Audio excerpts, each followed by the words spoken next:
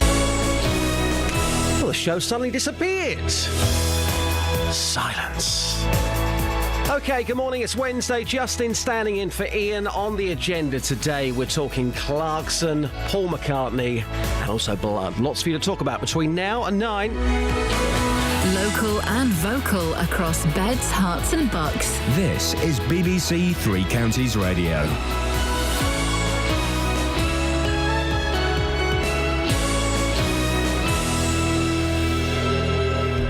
It's 6 o'clock. I'm Simon Oxley. The headlines: British victims in Alps plane crash. Report out today on contaminated blood. And Wycombe beat Luton in League Two promotion clash. BBC Three Counties Radio. The Foreign Secretary Philip Hammond says some British nationals are likely to have been on the Germanwings passenger plane that crashed in the French Alps. All 150 people on board were killed. Professor Graham Braithwaite is director of the Safety and Accident Investigation Centre at Cranfield University in Bedfordshire. The investigators will want to be very careful to be painstaking in collecting together the evidence to fathom out what happened here. I understand that one of the recorders has been recovered, so it'll be a priority to try and get hold of that other recorder so they can try and understand the last phases of flight. But you'll find that the investigators are unlikely to make comment about what they think the cause will be until they're really sure. A long-awaited report into how people received contaminated blood in the 1970s and 80s is published later this morning. Although the focus of the Penrose inquiry is on cases in Scotland, it could lead to victims in the three counties finally getting compensation. Conservative MP for North East Bedfordshire, Alistair Burt, says the scale of the disaster is immense. This is the 15th biggest peacetime disaster in British history, in which the Black Death at 3.5 million is the worst, but the awful Aberfan, whose name we all know, is but the 142nd, with 144 lives lost. Contaminated blood has killed 12 times more. 2 police officers on off-road motorbikes are to be sent to Houghton Regis to tackle problems with nuisance motorcyclists. Residents have contacted BBC Three Counties to complain about the bikes and what they say is a lack of response from Bedfordshire Police. More from Nicola Hazler. In a statement, police say they are working hard to address the problem. They say 2 off-road police motorcyclists will be sent to the area in the next few weeks, supported by 2 uniformed police officers. They say a number of PCSOs will also be on hand to help with issues such as recovering seized vehicles. Yesterday, we spoke to Louise Spendelow, who was left traumatised when an off-road biker crashed into her car, then rode off. A £1,000 reward is being offered for information about the car vandalism that has hit High Wycombe in recent weeks. It comes after another 6 cars were damaged on Monday night. The vandalism has been linked to protests over the inquest verdict on Wycombe man Habib Ullah. A House of Lords committee says the government still hasn't made a convincing case for the high-speed 2 rail link through Buckinghamshire. The peers argue that cheaper alternatives to HS2 haven't been properly explored, and London, rather than the Midlands or the North, is likely to get the most out of it. In sport, Wycombe beat Luton 3-2 in last night's League Two promotion clash at Kenilworth Road. Mawson strides forward, still Mawson. Hayes through to Mawson, it'll be a great goal! What a goal for Wycombe! I said before the game, what could be the difference is that little bit of magic, and I think Paul Hayes has created that with a superb bit of magic. But Alfie does that, how many times have we seen him come out of defence with the ball? The win keeps Gareth Ainsworth Wycombe on course for a top 3 finish, but effectively means the end of any faint hopes of automatic promotion for Luton. The weather, a cloudy start, but then a largely bright and dry day, a maximum temperature 11 degrees Celsius, and you can get the latest news and sport online at bbc.co.uk/3 counties. Simon, apologies about Meatloaf, nothing to do with me. Are you OK? I know you're a big Meatloaf fan. Are you OK if you calm down now? Well, I was singing along, as you can imagine, but I'll get over it. I named your top 3 the other week. I think it was Girls Aloud, Samantha Fox, and who was the other one? I think it was Belinda Carlisle. Belinda, lovely Belinda, yes. Yeah. Thank you, Simon. Talk to you a bit later. From street to studio is Justin Dealey. Yes. Just for a couple of days. Justin standing in for the boss, Iain Lee. And if you're thinking what's happened to him, you may have heard yesterday's programme. By the end of it, he could hardly talk. It was bliss in the building. No, seriously, he's got a rotten cold. Get well soon. Hopefully, he'll be back first thing Friday morning. Fingers crossed. OK, lots on the show today, including bad blood, naughty bikers, Spiritual safe zones, that's a really weird one in Bushy. Plus, we're also going to be talking Clarkson. It's expected he will be sacked by the BBC today. For me, that is a huge mistake. Let's kick off with this one. Name me a TV presenter, on TV now, by the way, not in the past, who is better than Clarkson. I bet you can't name anybody on TV right now who is better than Clarkson. Text me, 81333, start your message with 3CR, or of course you can give me a call, 08459 455 555. Across beds, hearts and bucks. This is BBC Three Counties Radio. We've got a great Northern Soul tune to come, but ladies, later on we are going to be dealing with the weird and the wonderful. This week, I'm even more messed up than normal. I've been watching videos at 2 o'clock in the morning about Paul McCartney. Right. It's resurfaced again. What, Mull of Kintyre? No, not Mull of Kintyre. Because that's quite... Yes, that did mess with my head as well. Is it his new stuff? No, it's not his new stuff. Again, that has messed with my head, but nothing You can do it right now, please. No, again, that was right up there. Apparently, Ringo Starr did an interview recently. A lot of people are talking about it again. The conspiracies are back that Sir Paul McCartney died back in 1966 and was replaced with a lookalike. Oh, you don't believe this, do you? I didn't believe it until I was sitting there watching the videos. I woke up, I went for a wee the other night. I thought, no, I'm going back to YouTube again. Too much info, but... I know, but I You just need to tell us that bit. couldn't get it out of my mind. After watching the videos, there is now an element of doubt in my mind that Paul McCartney died back in 1966 and was replaced with a lookalike. Right. Yes. A lookalike who can also play left-handed. Yep. Who looks an awful lot like Paul McCartney. Yes. And sounds the same. That's what lookalikes do, guys. That's what what sound they do. alike? Well, come on, normally you can tell a lookalike. Well, look at the story from 2 weeks ago. Elton John could not be at his mum's 90th birthday, so what did she do? She hired in somebody who looked and sounded like her son. Yeah, but he didn't. He was a man dressed up as Elton John, wasn't it? We're going to be talking about this later on. Can you handle the truth? Do you think... Oh, it's the truth now, is it? In all seriousness, I said, no, come on. They were high on drugs at the time. That they were doing weird things on their album covers and in their songs. I didn't believe this for 1 second. I'm going to put it out there this morning and I'm going to see what happens. Do you seriously believe that Sir Paul McCartney died back in 1966 and was replaced with a lookalike, a sound-alike? Are you believing that?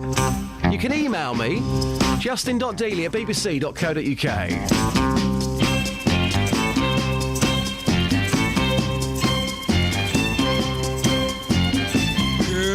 What's on your mind? What are you trying to tell me now? Are you feeling sad and blue? Because money's low and everything seems to go wrong.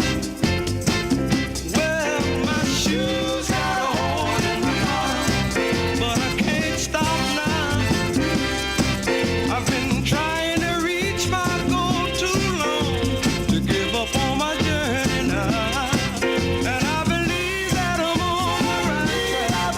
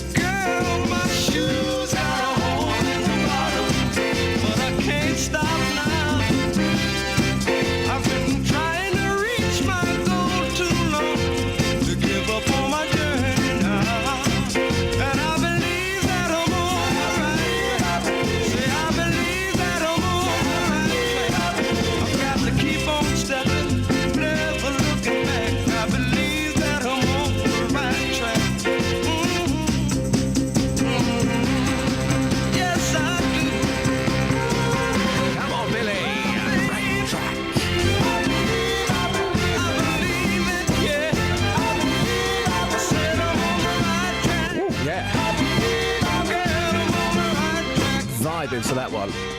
Billy Butler with The Right Track at BBC Three Counties Radio. Some more tunes to come between now and 7. Across beds, hearts and bucks. This is Justin Dealey. BBC Three Counties Radio. 6:10 Wednesday morning. Now, a long-awaited report into how thousands of people received contaminated blood in the 70s and 80s is out later this morning. Although the focus of the Penrose inquiry is on Scotland, it could lead to victims in this part of the world, in Beds, Herts and Bucks, finally getting compensation. Now, one of those is haemophiliac Nikki Jones from St Albans, who was given a blood-clotting agent factor 8 when she was 8 years old, which she believes gave her hepatitis C. The use of manufactured factor 8 has been described by Lord Robert Winston as the worst disaster in NHS history. Strong stuff. Well, Catherine Ball has got the details on this one. What's the disaster that Robert Winston is talking about here? Well, as you said, there are thousands of people in the UK, and many of those were haemophiliacs, which means that their blood doesn't clot as it would in anyone else. They were infected when they were treated with blood products that were imported from the US during the 1970s and 80s. Now, the campaign group Contaminated Blood says that these blood products came from the US, where intravenous drug users, prostitutes and prison inmates were being paid to donate blood, which was known to carry a high risk of infection. A recent parliamentary report by a group of MPs said around 7,500 patients were infected by these products as a result, and more than 2,000 of those people are thought to have died as a result of what happened. Now, opening a debate in the Commons recently, the Conservative MP for North East Bedfordshire, Alistair Burt, said the scale of this disaster is immense. This is the 15th biggest peacetime disaster in British history, in which the Black Death at 3.5 million is the worst, but the awful Aberfan, whose name we all know, is but the 142nd, with 144 lives lost. Contaminated blood has killed 12 times more. So we are going to be talking to Nikki Jones live on the programme, who was treated with contaminated blood. But briefly, what's her story, Catherine? Well, as you said earlier on, Nikki was treated with this thing called factor 8 from donated blood in the 70s and 80s when she was only 8 years old. Her family says that she changed after that happened. She went from being a happy, active child to one that was always tired. She spent a lot of time in bed. She had a lot of rashes, and generally her health was really poor. Now, the medical profession put it down to her age and psychological problems. She found out later on that she'd been infected with hepatitis C. OK, so when did she find out later? You kind of mentioned it briefly there, but... Well, in 1995, so, I mean, this is years after it happened. 1995, she discovered she'd been tested for hepatitis C in 1991, and it found that she was positive for hepatitis C, but she didn't even know she'd been tested for it. Yeah. Now, hepatitis C is a virus that can infect and damage your liver, and when Nikki was pregnant with her second child, she had a letter through to say that she was at high risk for CJD, or mad cow disease, because she'd received blood from people who had the degenerative brain disease. She was given no warning or discussion, just had this letter out of the blue. Horrible story, and Nikki, like many others, have been struggling to get compensation. We can talk about whether compensation would make a difference, but people have been struggling to get the money they feel they're entitled to. Well, also, it has to be said that Nikki she had cancer later on in her life, and she believes that there's a link as well. So she's trying to prove that too. Now, Nikki, like many others, has been struggling to get this compensation from various funds that have been set up to help victims. One of them is called the Skipton Fund. Now, Nikki applied to that, but she was turned down on the grounds that she'd naturally cleared the virus. But medical experts disagreed, and they believe there is a strong link between the breast cancer she developed and the hepatitis C.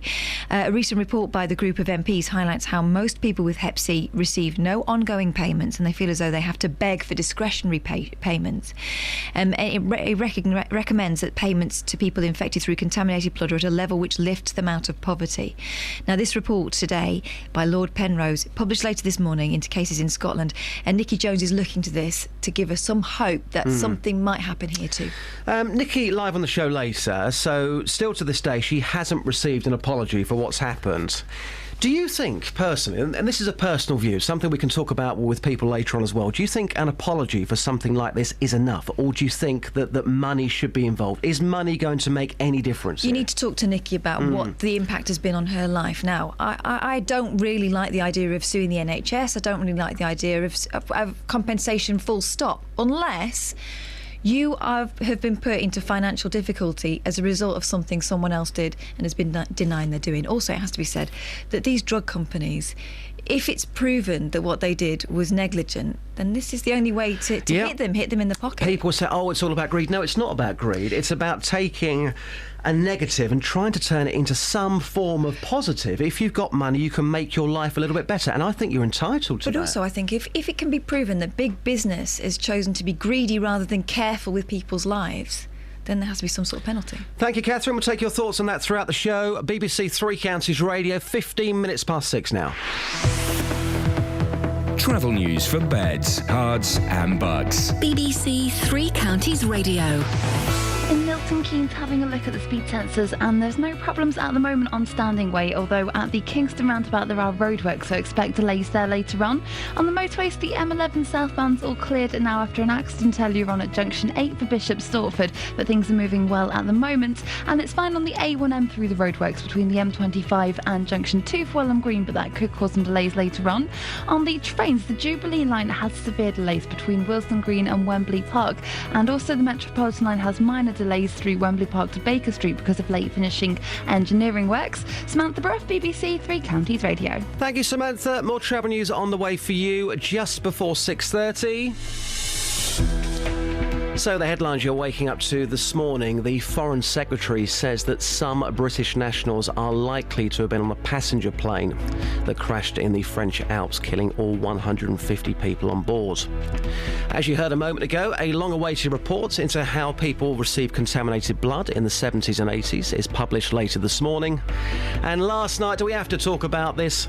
Wickham beat the mighty Luton Town 3-2 in last night's promotion clash at Kenilworth Road. BBC Three Counties Radio.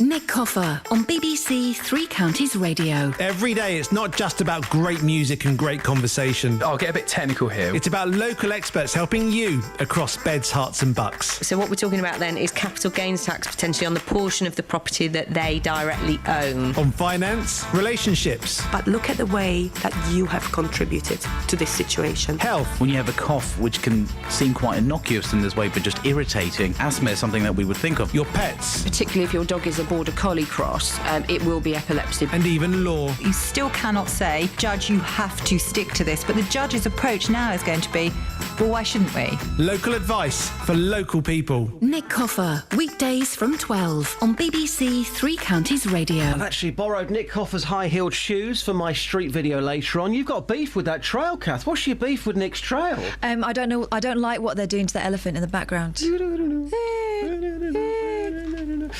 Gab says here, hi Justin, Jonathan Ross is better and funnier than Clarkson. Not sure what it is that Clarkson is good at. Question mark. He's a legend, come on. Not my cup of tea, but Jonathan Ross funnier than Clarkson?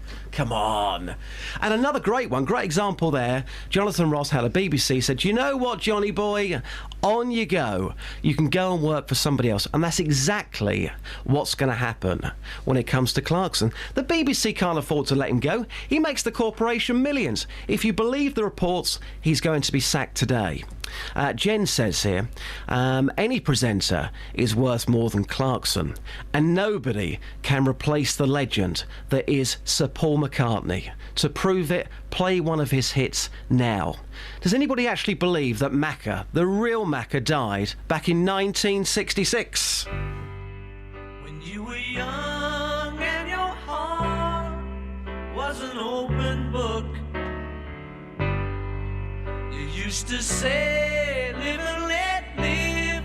You know you did, you know you did, you know you did. But if this ever-changing world in which we live in makes you give in and cry,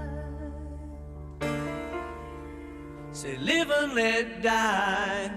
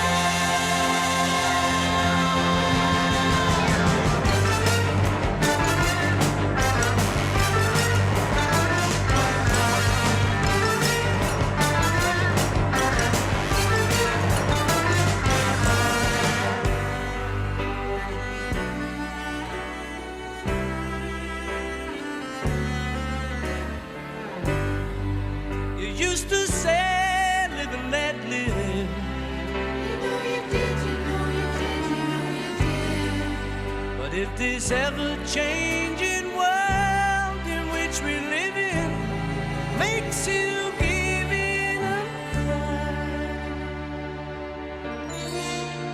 Say live and let die.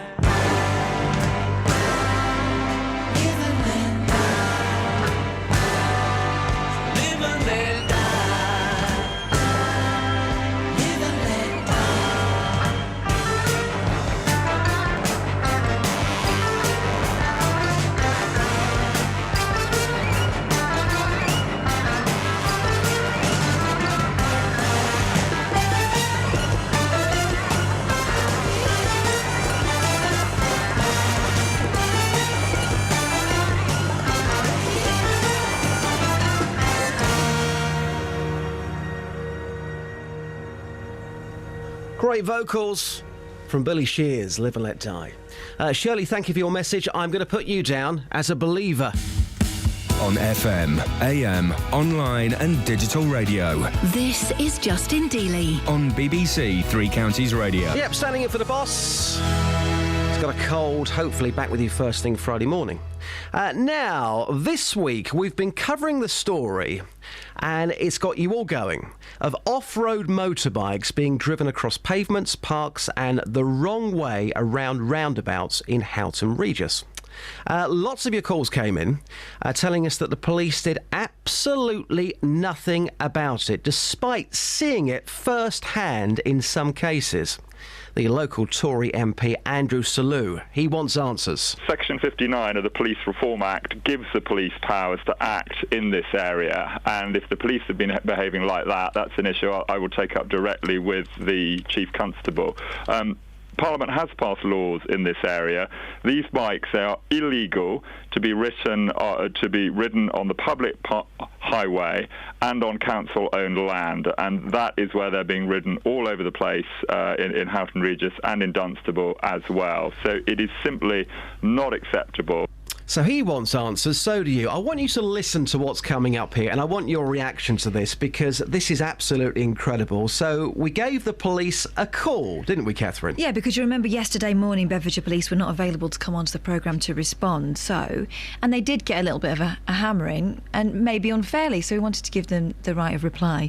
So yesterday one of our reporters called Bedfordshire Police 7 times to get someone to come on the breakfast programme. Now, we asked to speak to the Chief Constable, Colette Paul, or the Chief Inspector overseeing the problems in Houghton Regis, because this is a bit more than just something an officer dealing with the area can deal with. So the listeners doing their job, reporting it to us, our reporter doing her job, she phoned 7 times. This is fantastic. Who's coming on the programme today? Well, that's an interesting question, and it has to be said that the listeners weren't just reporting it to us, they were reporting the fact that they had reported it to police to us as well, so it wasn't like they were bypassing the police.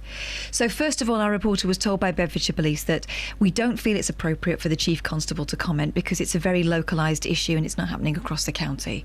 Wow. Well, OK, we had reports that it was happening in Luton and also in Dunstable as well, but OK. So our reporter asked for the request to be put to a nonetheless. Our reporter was then told that the local Chief Inspector may be available to answer questions on the issue, but later in the day it emerged that he wasn't going to be available this morning, but he would go and speak to our drive time programme yesterday.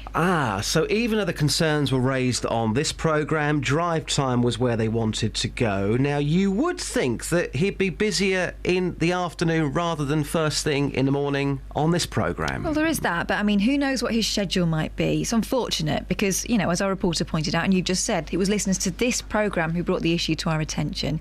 So it made much more sense to have the answers here too, because the same people will be listening, so they can get the answers to their questions. Now, we said we can fit around his availability, so choose a morning. Tell us a morning that might be good for him.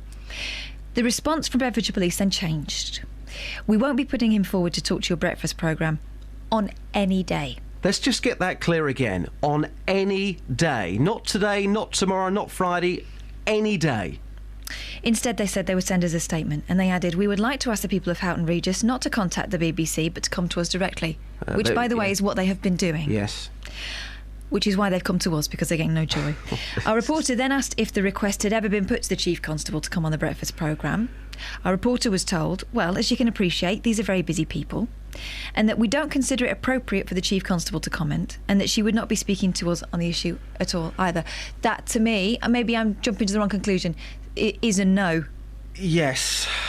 When our reporter asked for a future date, again said that we could fit around the availability of a very, very busy person who always, has spoken out about important things in the past and, she could defend herself fine.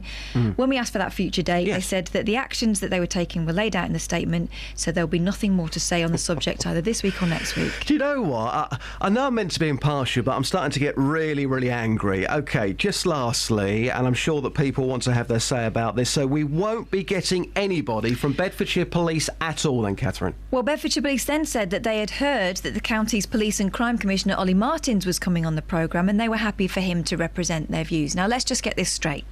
Ollie Martins is not a police spokesman. He's there to hold them to account on behalf of the public as the Police and Crime Commissioner for Bedfordshire. Now, admittedly, within his role, he can work with the police to achieve certain things on behalf of council taxpayers, but he has no power in operational matters. So if police have to change the way they work to deal with something, that is Colette Paul's job. And this isn't really a story about off-road motorbikes just in Houghton Regis. As we said, it's about Dunstable and Luton as well. But also, if the public are telling us that they are seeing lawlessness and the police are seeing lawlessness and sitting in their vans doing nothing about it, you would think the Chief Constable might have something to say. There might be a reason why they are not acting.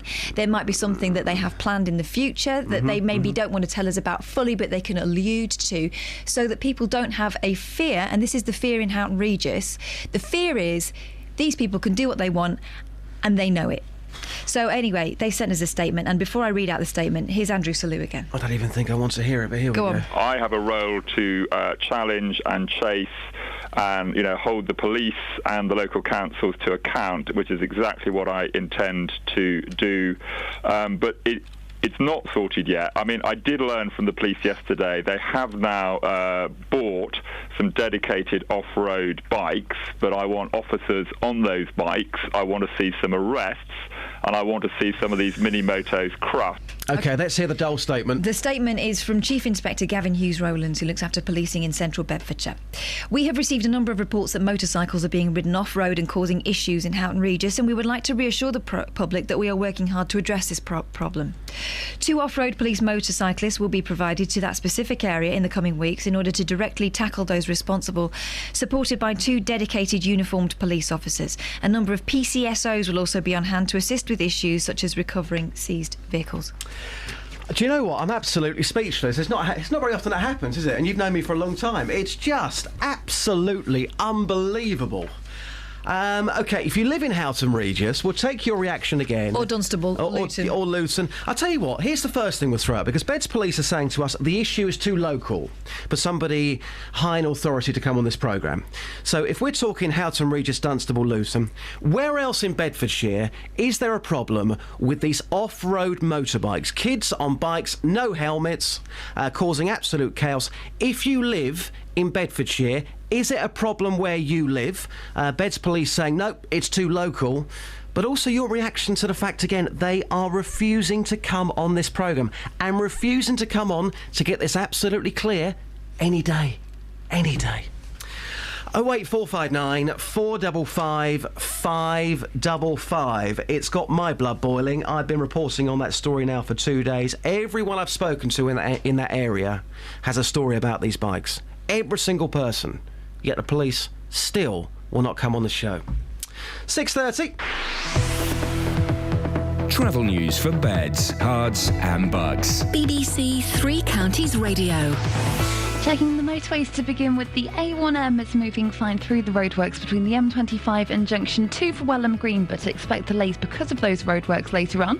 And no delays on the M25 so far, and it's all moving fine on the M11 through Junction 8 for Bishop Stortford, where there was an accident earlier on. In Borehamwood on the A1 Barnet bypass, there are queues between the Holiday Inn Turnoff and Mill Hill Circus. And having a look at the speed sensors in High Wycombe, it's all moving fine on Marlow Hill, but there are temporary traffic lights just before Marlow Road, which could cause some delays. On the trains, the 6:55 train from Milton Keynes Central to London Euston is delayed, and on the underground there are some problems. The Jubilee line has severe delays between Wembley Park and Willesden Green, and the Metropolitan line has minor delays between Wembley Park and Baker Street. Samantha Bruff, BBC Three Counties Radio. Thank you, Samantha. More travel news on the way for you in 15 minutes' time.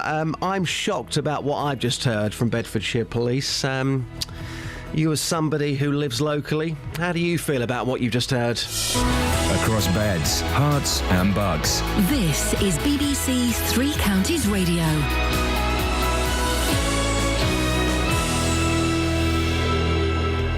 It's 6:30. I'm Simon Oxley. The Foreign Secretary says some British nationals are likely to have been on the passenger plane that crashed in the French Alps, killing all 150 people on board. A long-awaited report into how people received contaminated blood in the 1970s and 80s is published later this morning. 2 police officers on off-road motorbikes are to be sent to Houghton Regis to tackle problems with nuisance riders. Residents have contacted BBC Three Counties to complain about what they say is a lack of response from Bedfordshire Police. And a House of Lords committee says the government still hasn't made a convincing case for the HS2 high-speed rail link through Buckinghamshire. Three Counties Sports. BBC Three Counties Radio. Wycombe beat Luton 3-2 in last night's League 2 promotion clash at Kenilworth Road. All the goals came in the first half, with Sam Saunders, Paul Hayes and Alfie Mawson on target for the Chairboys, with Elliot Lee netting a brace for the Hatters. The win keeps Gareth Ainsworth's side on course for a top 3 finish. I enjoyed the first half more than the second half, believe me. I thought we deserved the win tonight, the way we defended, the character we showed second half. They were on top. We had to face an onslaught and we knew it was coming. We did the damage first half and I thought some of the play going forward was outstanding. We started the game fantastic.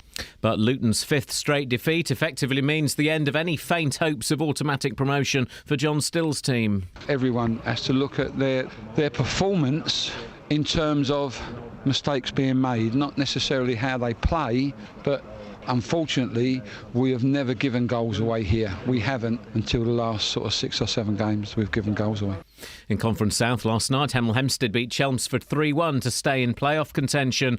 Watford centre-half Joel Ekstrand is facing a 9-month layoff with the knee injury sustained in Saturday's defeat by Ipswich. Tottenham midfielder Dele Alli has resumed training with MK Dons after 6 weeks out with an ankle injury, and Stevenage defender Harry Worley made his return in a training game yesterday after being out since August. And Watford's Akechi Anya is in the Scotland squad for tonight's friendly against Northern Ireland at Hampden Park, with his Hornets teammate Craig Cathcart in the Irish squad. Cathcart is joined by Milton Keynes Dons trio Lee Hodson, Ben Reeves and Will Grigg. BBC Three Counties News and Sport. The next full bulletin is at 7. This is Justin Dealey on BBC Three Counties Radio. Yep, the J-Dog's standing in for the boss. Ian's got a cold, hopefully. Back with you first thing Friday. Oh, what a tune this is. Boss Skaggs, what can I say on Wednesday morning?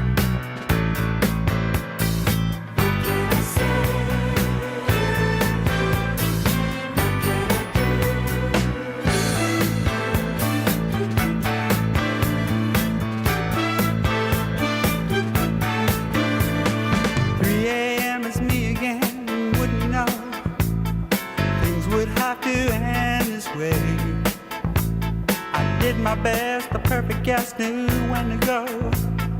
Perfect, you knew when to stay. Come on, tell me that you're lonely, dear. I've been feeling down some too. After all this time now, ain't it clear? I've been waiting just for you.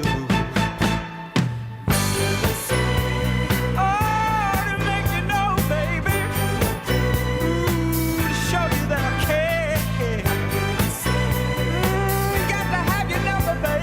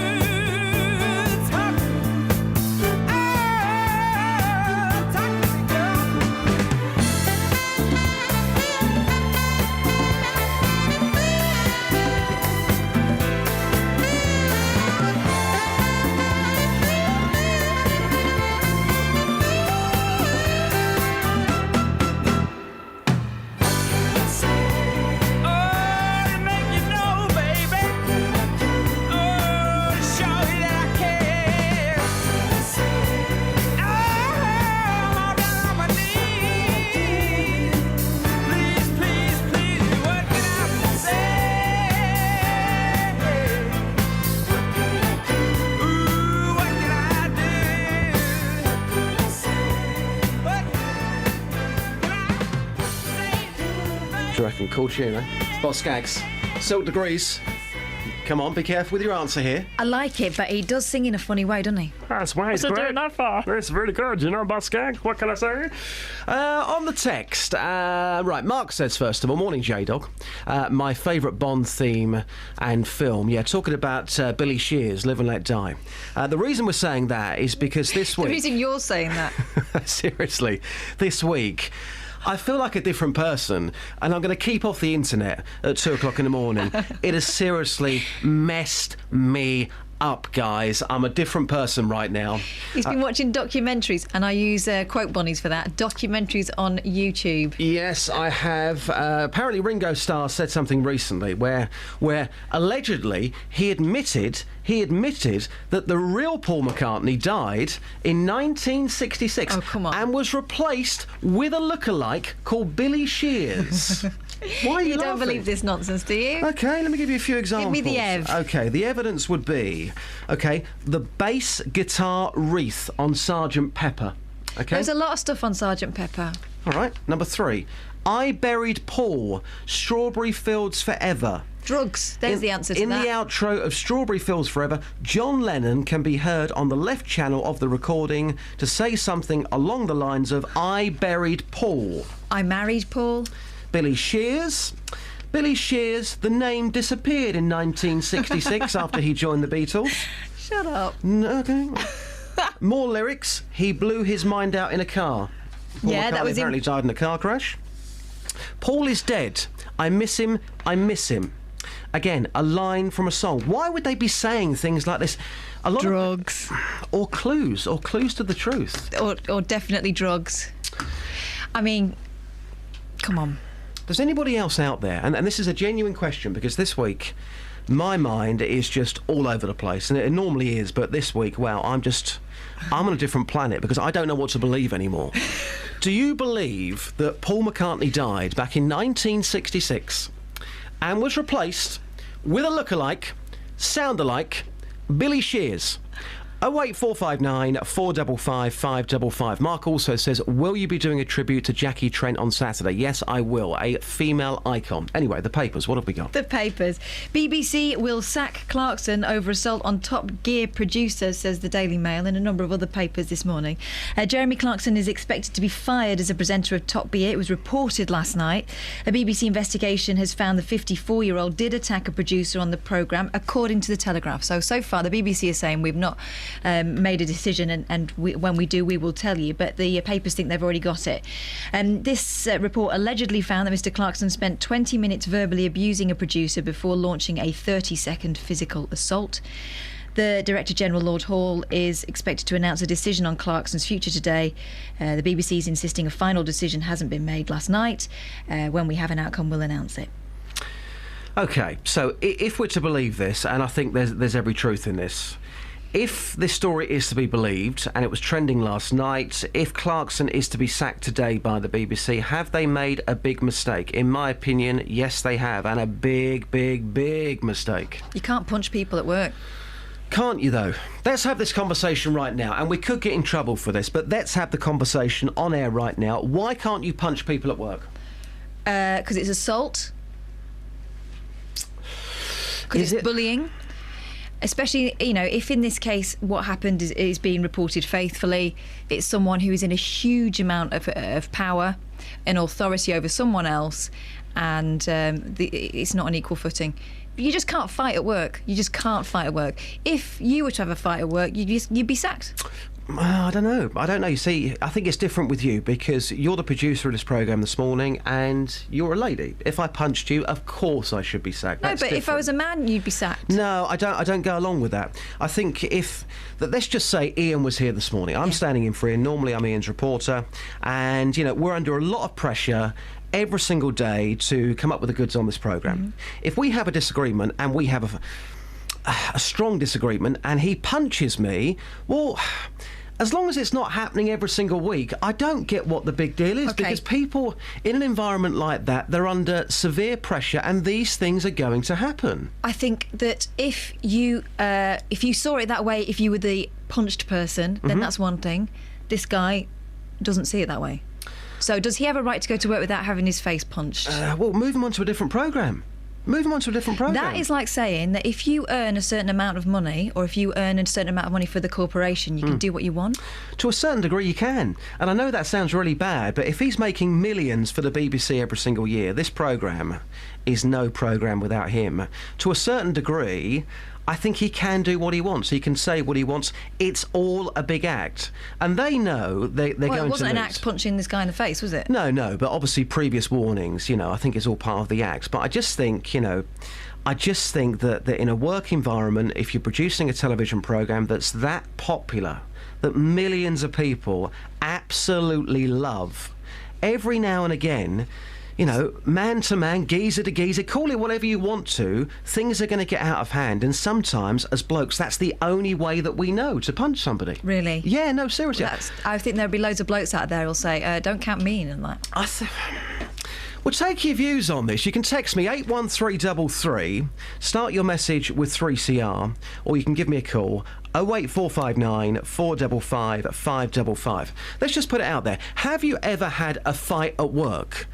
I think the way people are talking about this, as if it's a complete and utter one-off case, Clarkson, what an absolute outrage, how dare he punch somebody.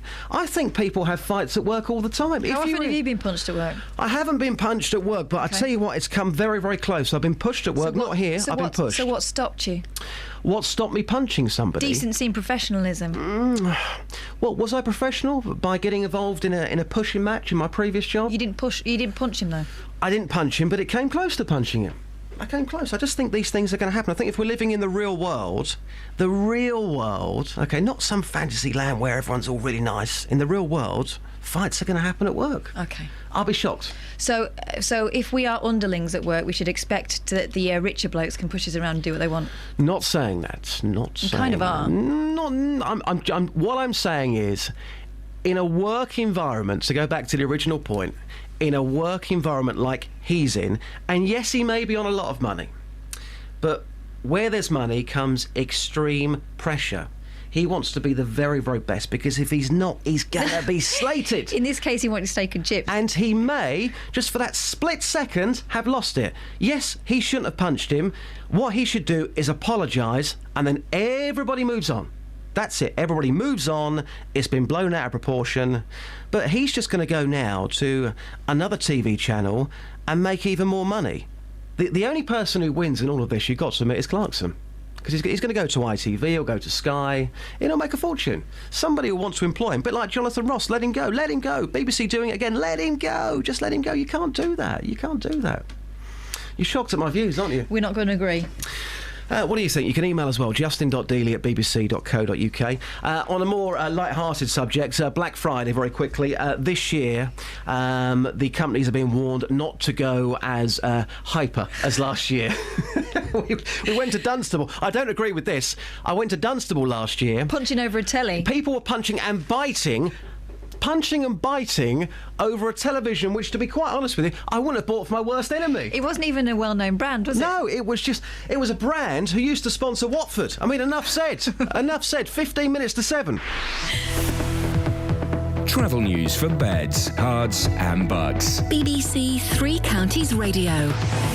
On the M1 southbound, it's looking very slow from junction 10 for the Luton Airport Spur Road towards junction 9 for Redbourne, and the M25 anti-clockwise beginning to get quite busy between junction 21 for the M1 and 19 for Watford.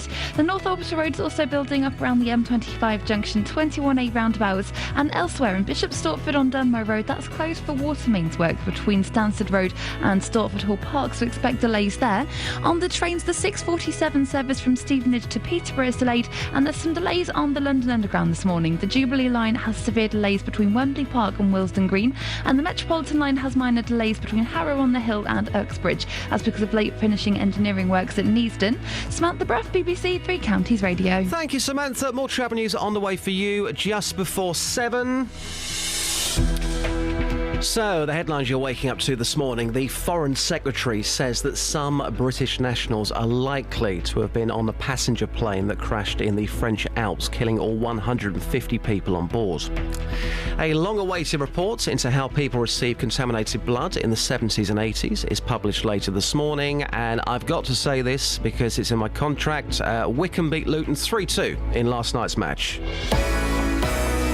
Beds, Hearts and Bucks weather. BBC Three Counties Radio. OK, Alina, before you start, later on today, I'm going to be in Stevenage. I'm going to be recording my latest Taking It to the Streets video. It's Ladies' Day for my show this Saturday. I'm going to be dressed up as Madonna, OK? Which style of Madonna? Because there's different styles. OK, baby, you want to get technical? We'll get technical. Yeah, all right, we're OK. talking Like a Prayer? We're talking Vogue? We're talking comb bra. All right, we're talking comb bra, we're talking high heels. The heels have got J-Dog written on them. Yeah. I've got the eyelashes, I've got the full shebang, all right? So I'm going to be in Stevenage for around midday. Yes. You better come up with the goods here, Alina. What's happening? I have rustled up something lovely for you today. The best day of the week, actually. It's a chilly start this morning. There's a touch of frost in places. A few mist patches too, but they will quickly lift. We've got a fine day on the cards. Plenty of sunshine. There will be some fair weather cloud developing. There is a very small chance of a shower, but you'll be unlucky to find one of those, and generally it is a dry day. After the chilly start, temperatures recovering to around 9 or 10 Celsius, light northwesterly winds.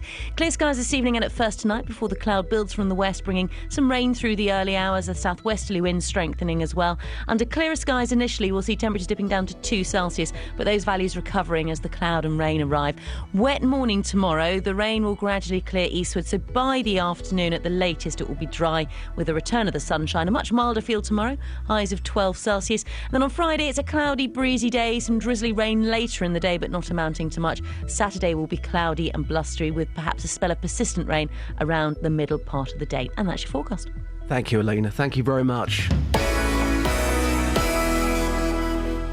Every weekday morning. Coming up at 9 on the Big Phone In this morning, is it a good idea to make jobless teenagers work for their benefits? How would you like this country to stand up to President Putin? Are you surprised to see British people being blatantly racist? The JVS Show. I think we've got to get over this issue about racism doesn't exist. It has existed. It will probably carry on existing. What I wanted to say is they've got this completely the wrong way around. You know, that is also true. That is also true. You will always get some, but they are such a minority. Oh, the man's a buffoon. Get him up, get him out of bed, give him a sense of purpose. The JVS Show. Do you think we have got to, as a country, start taking this issue more seriously? Every weekday morning on BBC Three Counties Radio. On FM, AM, online and digital radio. This is Justin Dealey. On BBC Three Counties Radio. Yep, standing in for the boss.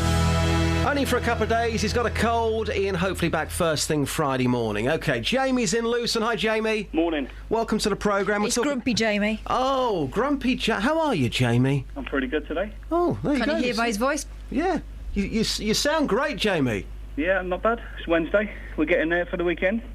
Fact, not fiction. Yes, very Positive. true. So we're talking about Clarkson. It's expected that he's going to be sacked today. As far as I'm concerned, this is a massive mistake. What's your opinion? The thing is, if they sack him, the revenue for the show is going to go down. So how many more people besides him will lose their jobs? Ooh, that's a really good point, actually. That's a really good point, because I think what's going to happen is here, Jamie, I think the other two on that programme are going to jump ship as well. Somebody's going to come in and take all three of them. No more Top Gear.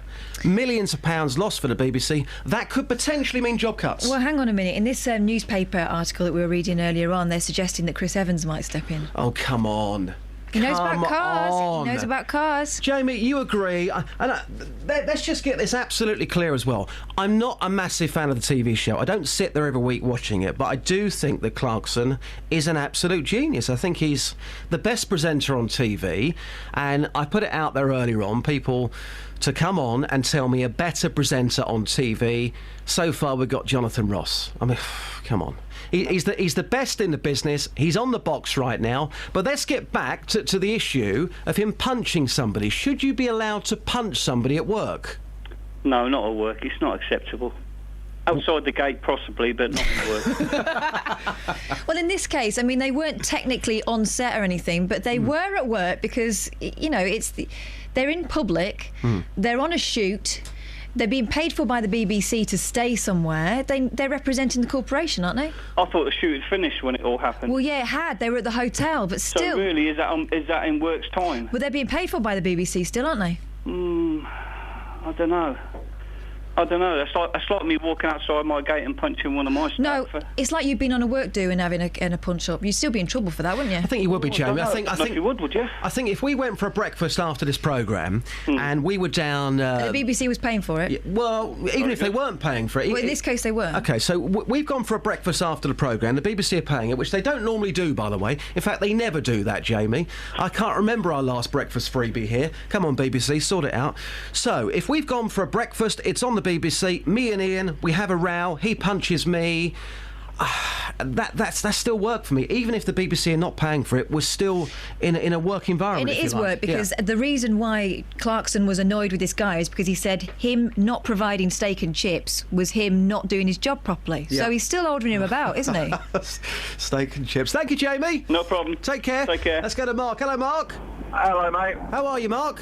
Not bad, how are you? Very well indeed. We're talking about King Clarkson. Should he go, yes or no? What do you think?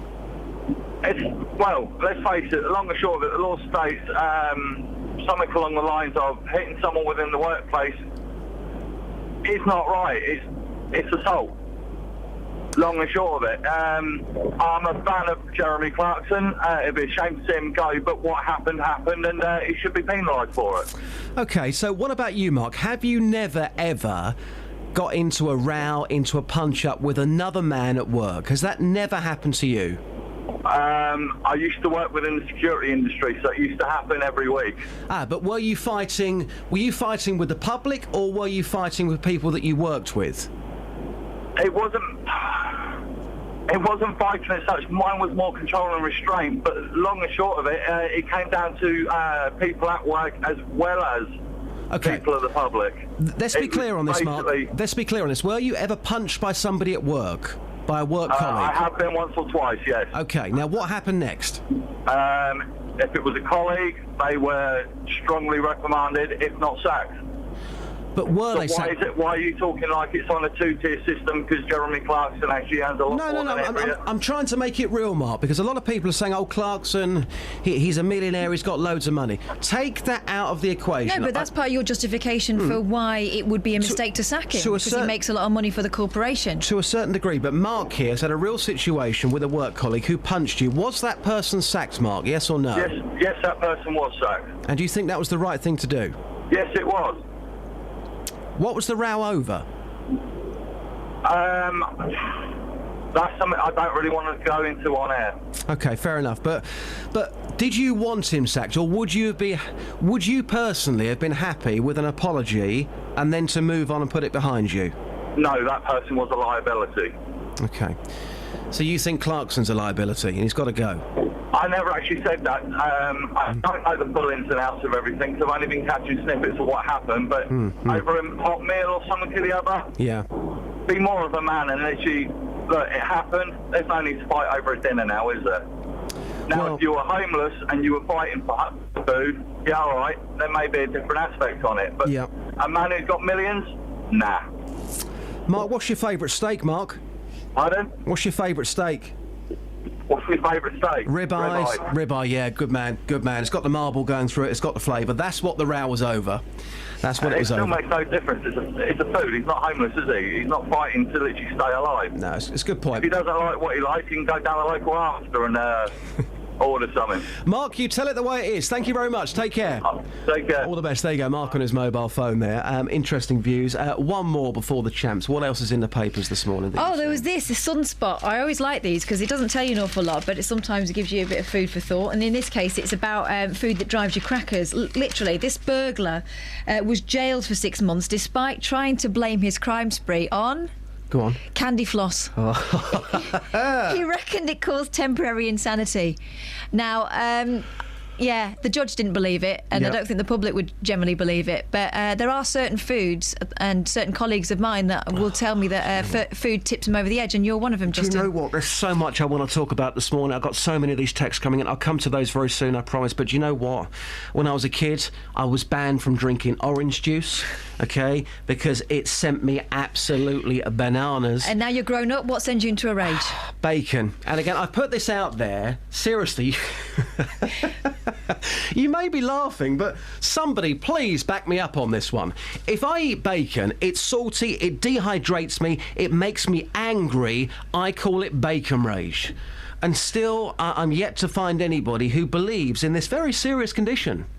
There's got to be somebody out there, surely, who agrees with me. 08459 455 555.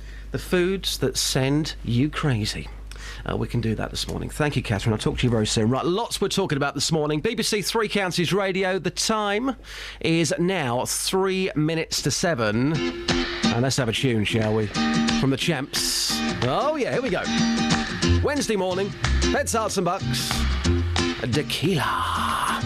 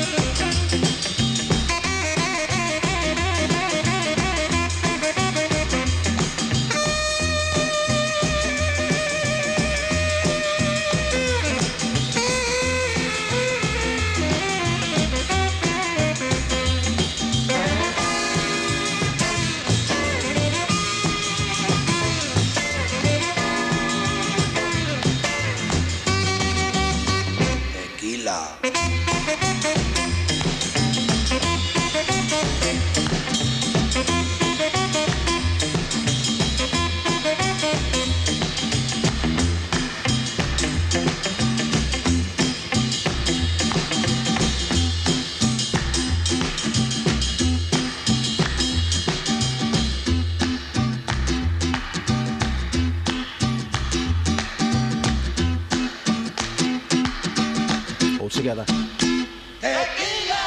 Especially for Simon Oxley, the Champs.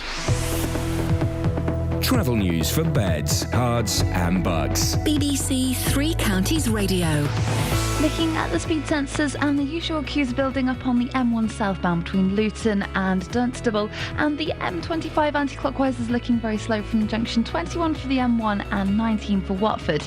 In Watford itself, Rickmansworth Road's looking busy around the Town Hall roundabout at Beach and Grove, and on the trains there's no major delays at the moment, but the London Underground has severe delays on the Jubilee line between Wembley Park and Willesden Green, and the Metropolitan line has minor delays between Uxbridge and Harrow on the Hill.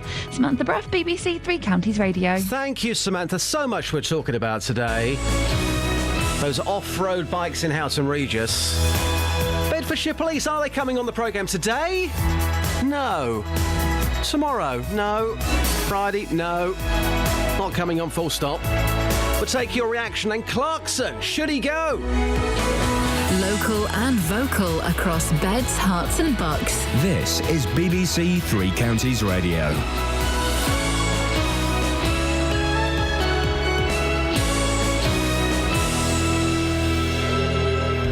It's 7 o'clock. I'm Simon Oxley. The headlines: British victims likely, an Alps plane crash, report to be published into contaminated blood, and Wycombe win at Luton in League Two promotion clash. BBC Three Counties Radio. The Foreign Secretary, Philip Hammond, says some British nationals are likely to have been on the Germanwings passenger plane that crashed in the French Alps. All 150 people on board were killed. Professor Graham Braithwaite is director of the Safety and Accident Investigation Centre at Cranfield University City in Bedfordshire. The investigators will want to be very careful to be painstaking in collecting together the evidence to fathom out what happened here. I understand that one of the recorders has been recovered, so it'll be a priority to try and get hold of that other recorder so they can try and understand the last phases of flight. But you'll find that the investigators are unlikely to make comment about what they think the cause will be until they're really sure. A long-awaited report into how people received contaminated blood in the 1970s and 80s is published later this morning. Although the focus is on cases in Scotland, it could lead to victims in the 3 counties finally getting compensation. Conservative MP for North East Bedfordshire Alistair Burt says the scale of the disaster is immense. This is the 15th biggest peacetime disaster in British history, in which the Black Death at 3.5 million is the worst, but the awful Aberfan, whose name we all know, is but the 142nd, with 144 lives lost. Contaminated blood has killed 12 times more. 2 police officers on off-road motorbikes are to be sent to Houghton Regis to tackle problems with nuisance riders. Residents have contacted BBC Three Counties to complain about what they say is a lack of response from Bedfordshire Police. More from Nicola Hazler. In a statement, police say they are working hard to address the problem. They say 2 off-road police motorcyclists will be sent to the area in the next few weeks, supported by 2 uniformed police officers. They say a number of PCSOs will also be on hand to help with issues such as recovering seized vehicles. Yesterday, we spoke to Louise Spendelow, who was left traumatised when an off-road biker crashed into her car, then rode off. A £1,000 reward is being offered for information about the car vandalism that has hit High Wycombe in recent weeks. It comes after another 6 cars were damaged on Monday night. The vandalism has been linked to protests over the inquest verdict on Wycombe man Habib Ullah. A House of Lords committee says the government still hasn't made a convincing case for the HS2 high-speed rail link through Buckinghamshire. The peers argue that cheaper alternatives haven't been properly explored, and London, rather than the Midlands or the North, is likely to get the most out of it. In sport, Wycombe beat Luton 3-2 in last night's League 2 promotion clash at Kenilworth Road. Mawson strides forward, still Mawson. Hayes through to Mawson, it'll be a great goal! What a goal for Wycombe! I said before the game, what could be the difference is that little bit of magic, and I think Paul Hayes has created that with a superb bit of magic. But Alfie does that, how many times have we seen him come out of defence with the ball? The win keeps Gareth Ainsworth's Wycombe on course for a top 3 finish. The weather, a cloudy start and then a largely bright and dry day. Maximum temperature 11 degrees Celsius. And you can get the latest news and sport online at bbc.co.uk/3 counties. Si, can you just chill out this morning, please? Can you stop playing that clip of the Wycombe Wanderers goal from last night? You're winding me up, boss. Sorry, but people in Wycombe probably enjoying it. Yeah, OK. I didn't go last night. Come on the town this weekend, away to Northampton. 3 big, juicy points, please. OK, it's Wednesday morning. Justin Dealey standing in for Iain Lee. You may have heard Iain yesterday. By the end of the programme, the poor fella, he can hardly talk. He's got a cold, so yesterday I've been out. I've actually bought him some vitamin pills. Stuck to my word on this one. So hopefully Iain back with you on Friday. Get well soon. Lots on the programme today. Lots we're talking about. Bad blood. Naughty bikers. Yeah, Beds Police, are they coming on? No, they're not coming on. Not today. Not tomorrow. Not Friday. Not any day. Their words, not mine. If you live in the area, your response. And also a really weird story coming up, which I still can't get my head round. Spiritual safe zones. We'll talk about that before 8 o'clock. Across beds, hearts and bucks. This is BBC Three Counties Radio. Let's go to the phones. It's Annalie. Annalie, good morning. Good morning. How are you today? I'm very well, thank you. And you? Excellent. Yeah, now, Catherine, you spoke about this story in the papers, didn't you, just before the 7 o'clock travel and news. It's a weird story about food and wait for it, guys, candy floss. Yeah, a burglar from Florida tried to get off prison by claiming that candy floss had driven him to temporary insanity. Yeah. But there are foods that affect people. There are. There's no denying it. There are. For me, it is bacon. Annalie, have you ever come across anybody who goes a bit crazy after eating bacon? I call it bacon rage. I've had to get specialist bacon in because my son couldn't eat certain foods, and it was so severe he couldn't eat fruit and vegetables. Is that right? He would absolutely go. He couldn't function properly at all. So it affected his communication. Don't get me wrong, I don't agree with whatever this guy in America did with candy floss or whatever. Yeah. But I have seen it firsthand how food affects the brain and can destabilise somebody. My son was in a specialist school for 5 years until we got him treated. Wow. They wanted to put him on Ritalin. We wouldn't do it because I don't agree with any of that. We've done it all alternatively. And now his body can't take anything from a cow because it sends him off. He just can't process it. I feel a bit guilty for doing this phone-in now because it's taken a very serious turn. So name me the top three foods then we're talking about here. When he was younger, it was literally he couldn't eat any fruit. The only piece of fruit he could eat was the golden delicious apple with the skin taken off. Okay, so fruit number one. Number two?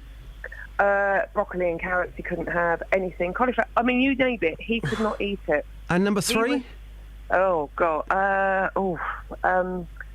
Pineapple was severe. So Really bad. anything. So basically, anything healthy and good for you just wasn't working for your child. He couldn't at all process it.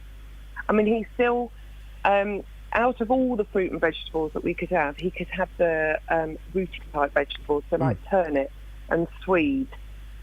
But you know, so he's very adaptable now. Yeah, so thankfully for you. Yeah, thankfully for you and your family, things have moved on. You saw a specialist, and it's now under control. Thankfully, yeah. Absolutely, and in Australia, they do great scientific research on these foods that cause problems to the brain, and people do go crazy on them.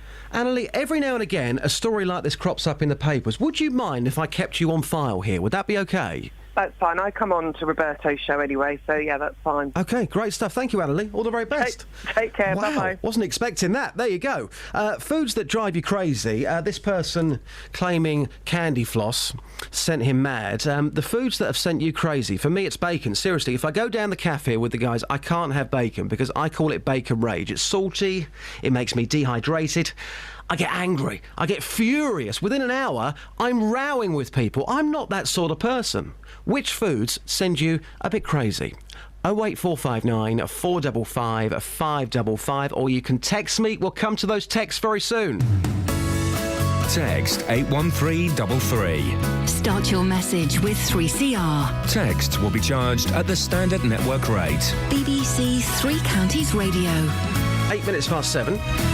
Now, a long-awaited report into how people received contaminated blood in the 70s and the 80s. It's out later this morning. Although the focus of the Penrose inquiry is on cases in Scotland, it could lead to victims here in Beds, Herts and Bucks finally getting compensation. Now, one of those is haemophiliac Nikki Jones from St Albans, who was given a blood clotting agent called Factor 8. Now, this was given to her when she was 8 years old, which she believes gave her hepatitis C. Nikki joins me live in the studio right now. Nikki, thanks so much for coming in for us. Hi, thank you. So you were 8 years old when you had this transfusion. Tell us more about what happened. What happened, I was diagnosed with haemophilia when I was about 7. My dad's a haemophiliac. I had to have treatment for various things, like I broke my arm, I had tooth extractions, and then when I was about 8 I needed a tonsillectomy, and what we didn't know was they changed the original treatment I was having from cryocypricate to Factor 8. I had the tonsillectomy. I was poorly in hospital for a little while after that, and when I was discharged some weeks, months later, I was extremely poorly. I lost interest in school, playing, all the normal things that a child would do, and I literally just took to my bed. As I say, I had many health problems. My mum would take me back to the haemophilia centre, asking them, what have you done with my child? Yeah. they would kind of run off into little rooms, and in the end they were just saying it was psychological problems. Wow. Okay, so you knew, your family knew pretty much straight away that there was Yes. something wrong. Yeah. When did you find out you had hepatitis C? It wasn't till 1995 it had been reported on the news that many haemophiliacs had been given hepatitis C. So how many years was that before you actually found out? So it was 15 years. 15 years before you 15 found out. years. You've been suffering with that for 15 years. Yeah, 15 years, and the worst thing is they knew, because they'd taken blood in 91, which I was unaware of. Yeah. And that blood test result said that I was hepatitis C positive, but I was only told in 95 through asking. I mean, to hear you sit here and tell me that, it's just absolutely shocking. Yeah. 15 years of your life, and as you say, they had the blood there, so, Yeah. so they must have known that you had hepatitis C. They must have done. Yeah. How has it affected your life even now?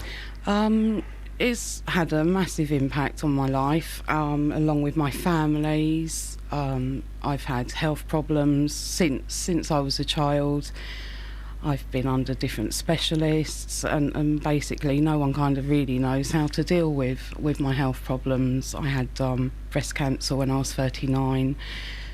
I become unwell, I'm put on steroids, I live on painkillers to get through the day. And I do work, I've always worked. But this is the impact that it's had on my life and many others. Many others sadly have passed away. This report is out today. All these years on, you still haven't received an apology for what's happened. That must be, and we'll talk about compensation in a moment, but that must be the hardest thing to take, that you've suffered all of your life and still you haven't received an apology. That's right. No apology has been said by any of the political parties, and it's time now, 30 years after individuals campaigning, that we do receive an apology. It's an admission of what was done was wrong, and I think that needs to be addressed and as I say, an apology put in place. You tried for compensation in the past, haven't you? That's correct, yeah. It's an ex gratia payment set up by the Skipton Fund. Why do you think you were turned down for compensation before? The Skipton Fund said that I'd naturally cleared the virus, they believe, on the balance of probabilities within 6 months. Obviously, from 1980, and it was 97 I cleared it. That's 17 years exposed to hepatitis C. I have to say now, even my blood test results come back saying that it doesn't say I have got it, but it doesn't say I haven't as well. It is a virus that lays dormant in the body. What do you want from this inquiry today, as somebody who's suffered like this? We want an apology. We want a political commitment to sort out compensation for the contaminated blood victims, as well as an apology. Let's talk money for a second, just before you go. And we mentioned this briefly earlier on, because some people say, well, money, what's that going to do? How will that make any difference? But tell us what you think you're entitled to and what you might do with that money. Personally, people have pushed for individual assessments, which I think would be a better way forward, because especially the haemophilia community have been exposed to many different viruses and pathogens. It's not just hepatitis C. Yeah. We're also high risk to CJD. But you personally, after what you've been through, well, what do you think you should be entitled to, and how would you spend that money? Some very personal questions there, I know, but before you go, that is. What would you do? Well, personally, I would like to put towards a mortgage. I can't get life insurance because of the viruses I have. I'm loaded, so any money I did receive would be to put towards a mortgage and to help my children as well. Can you put a figure on it for us? I believe, like many have said, but personally, $500,000, along with a lump sum payment or pension every year. Okay, and one final question. We've got to be quick on this one, because some people may be listening, and we always get the odd person who's got this opinion, says, oh, you're just being greedy. Yep. But after what you've been through, An apology's one thing, but I think sometimes the only way you can make a wrong right is through money. That's the only way, isn't it, surely? Yeah, well, let's be honest, individuals that put themselves forward for trials for drugs, they're paid for that. Yeah. We were used as human guinea pigs, as Lord Morris said, and yeah, they should pay for what happened to us. Sadly, many have died. Yeah. So... Well, thankfully, you're still here. Yeah. Let's see what this inquiry brings today. Thank you for telling your story. Really appreciate you coming in. No, thank you. Powerful stuff. There you go. Nikki Jones joining me live in the studio this morning. I can't really sit here and argue with anything she's had to say. I totally agree with every word there, particularly about the money and the impact it's had in her life. We'll take your thoughts on that throughout the show. BBC Three Counties Radio, 16 minutes past 7 now.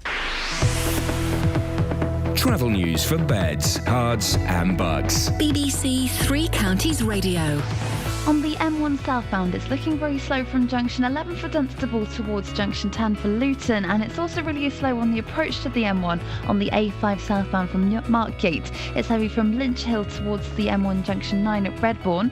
In Luton town centre, the A6 is looking very slow between New Bedford Road and the Collingdon Street, and in Watford, looking at the speed sensors on the A41 southbound, it's looking very slow around the Dome roundabout just off St Albans Road. On the train departure boards, the 7:40 train from Luton to Sevenoaks is delayed. Samantha Bruff, BBC Three Counties Radio. Thank you very much, Samantha.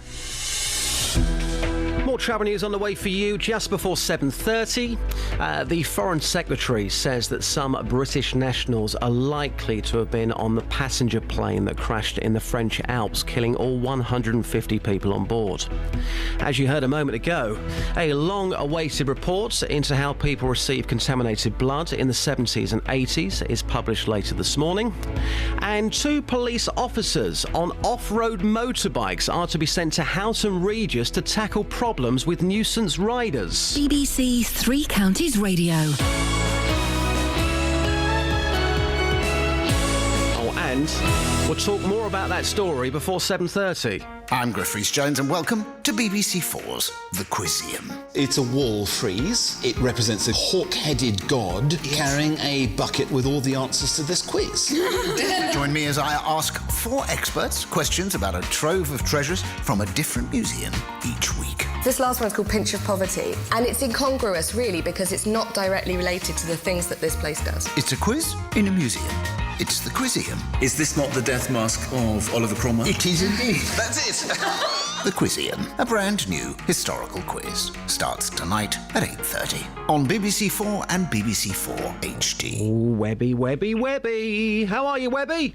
Morning, just all right, mate? Not too bad at all. Webby, I want to get a few texts in. Can you hang on for about 30 seconds? Is that all right, boss? Yeah, no problems, mate. Lovely. OK, right, Kath, loads of texts coming in this morning about a variety of subjects. Yeah. Bikers, Luton Town, Clarkson. What's coming in? Well, let's do it in that order then. Bikers. Morning, Justin. I live in the Parkside estate in Houghton.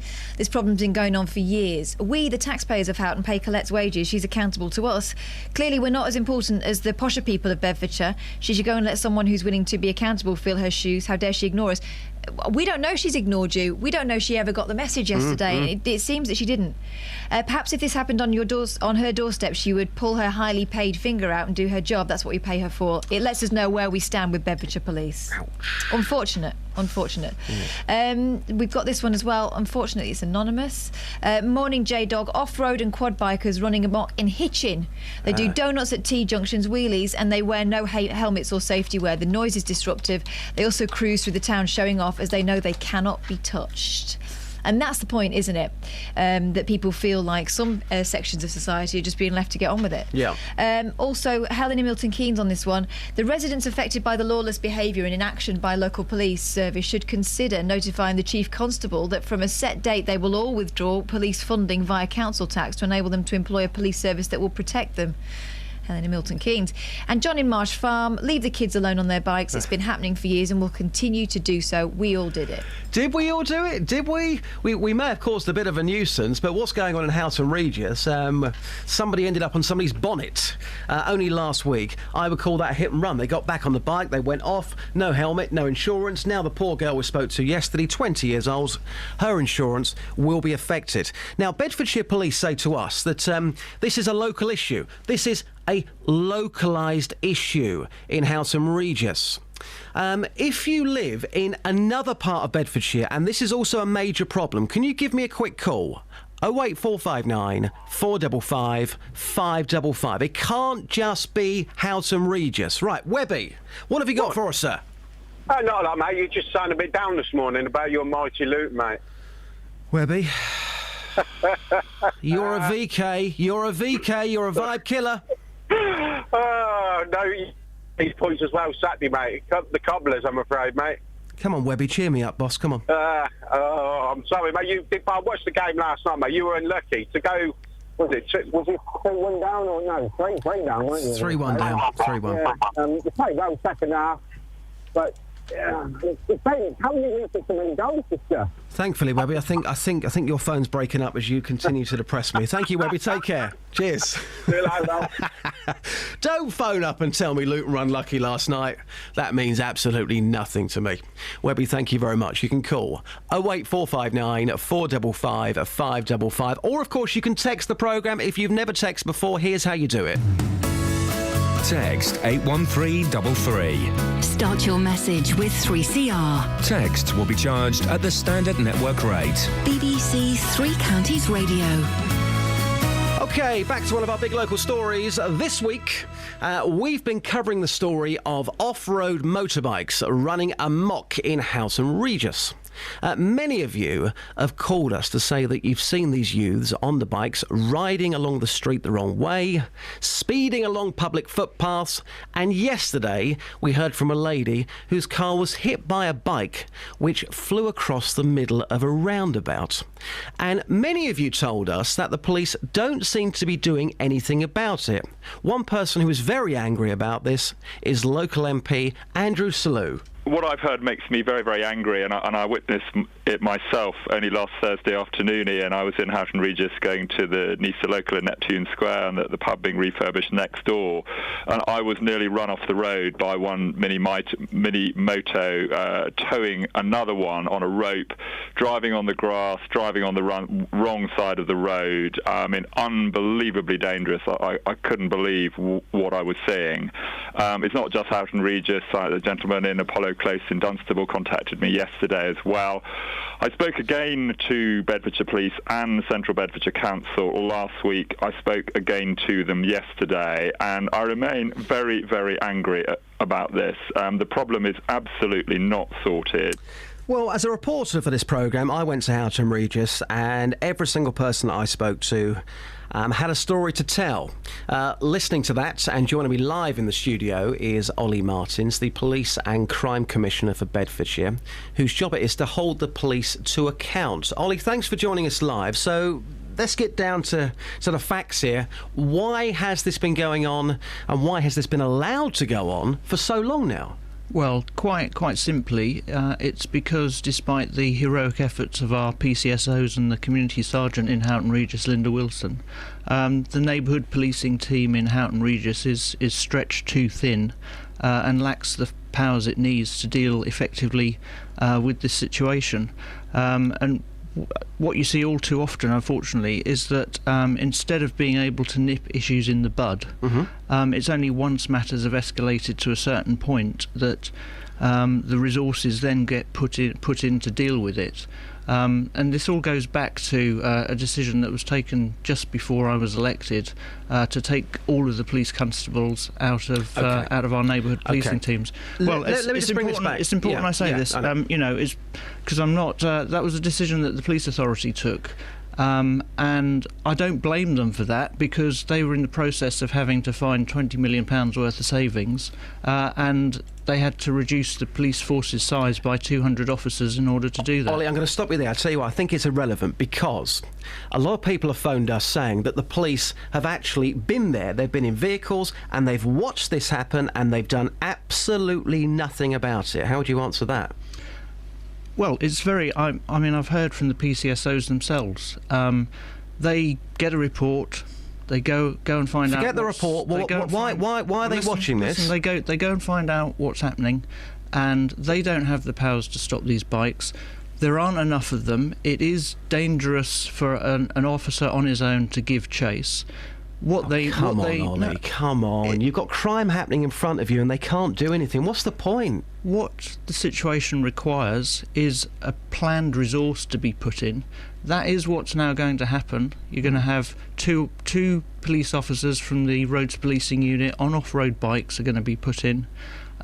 Two further police officers supporting them. But this is a resource that's had to be specially put into Houghton Regis because the resources in the neighbourhood policing team are not sufficient to deal with the situation.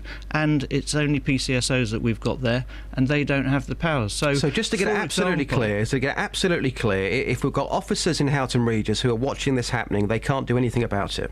If they're police community support officers, they don't have the powers to stop them. They don't have the powers to enter a property if a bike disappears into a property. No, they're in a very difficult situation. And I've got to tell you that this is as frustrating for them as it is for the people of Houghton Regis. Ollie, this is such a big issue. Put the headphones on if you don't mind. You might be here for a bit longer if that's OK with you. Matt's here. Matt, good morning. You're live on Three Counties. But Ollie Martins is here. He's in the studio. What's your point for Ollie?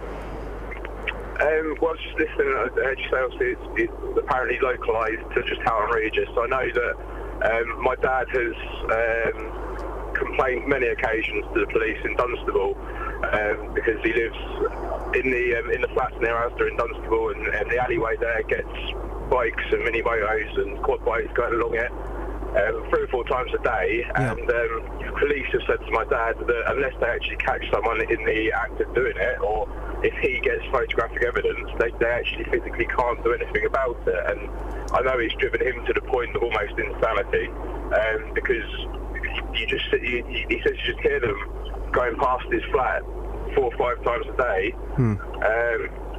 I mean, there is a big problem with it around Parkside Drive as well. I live just off Parkside Drive, and again, I hear it numerous times in the evening. OK. Stay there, Matt. Stay there. Let's try and get a response from Ollie. Ollie, your response to what Matt's saying. Well, it's the same for the policing team in Dunstable as it is for Houghton Regis. You've got the same level of resource in terms of the neighbourhood policing team, that is police community support officers managed by a sergeant.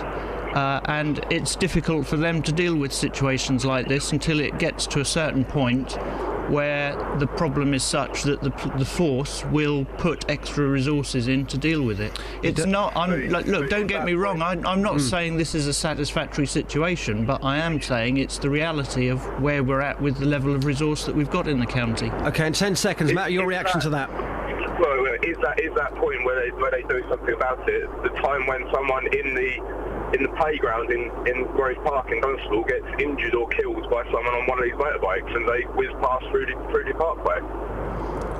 Yeah, I mean, it's a difficult situation. Policing is like spinning plates, The force's top priorities at the moment are terrorism, child sexual exploitation, domestic abuse.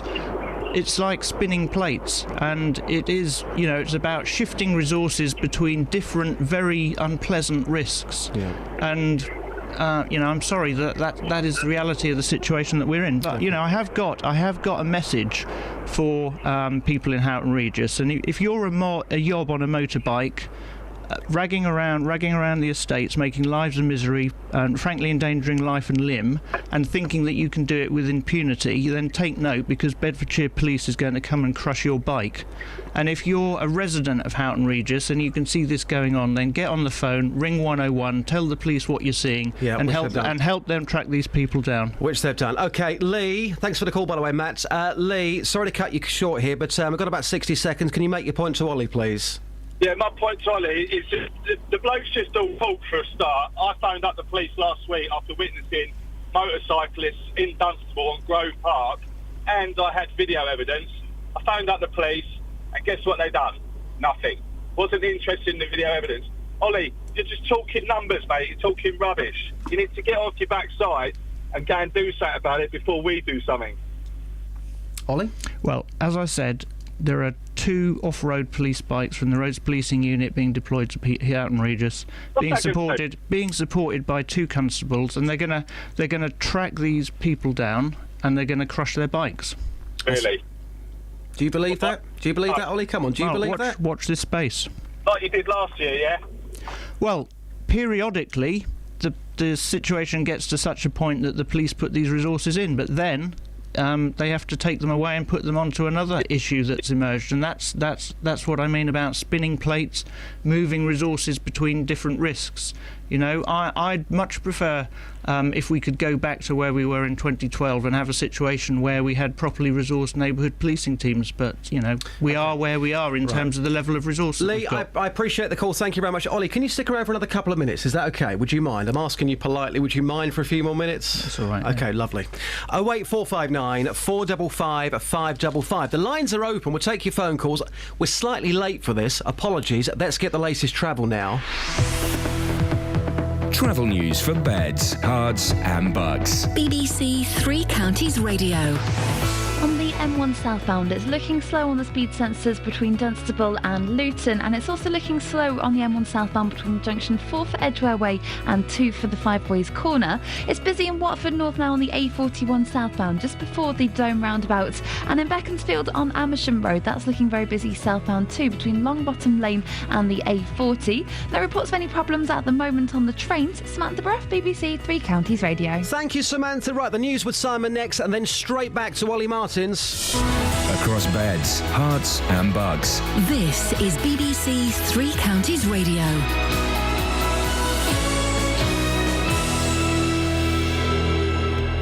The headlines: French rescue workers have resumed their search for victims of yesterday's plane crash in the French Alps. The Foreign Secretary Philip Hammond said it was likely there were some British nationals on board.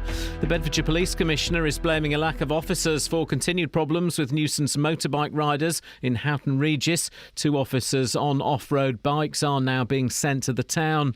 A long-awaited report into how people received contaminated blood in the 1970s and 80s is published later this morning, and a House of Lords committee says the government still hasn't made a convincing case for the HS2 high-speed rail link through Buckinghamshire. Three Counties Sports. BBC Three Counties Radio.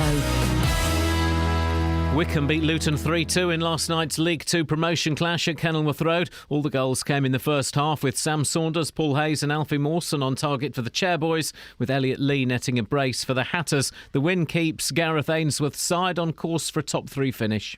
I enjoyed the first half more than the second half, believe me. I thought we deserved the win tonight, the way we defended, the character we showed second half. They were on top. We had to face an onslaught and we knew it was coming.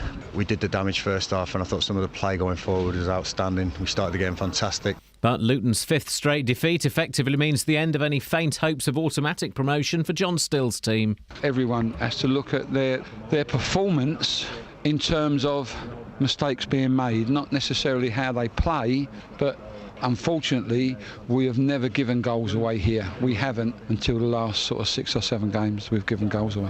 In Conference South last night, Hemel Hempstead beat Chelmsford 3-1 to stay in playoff contention.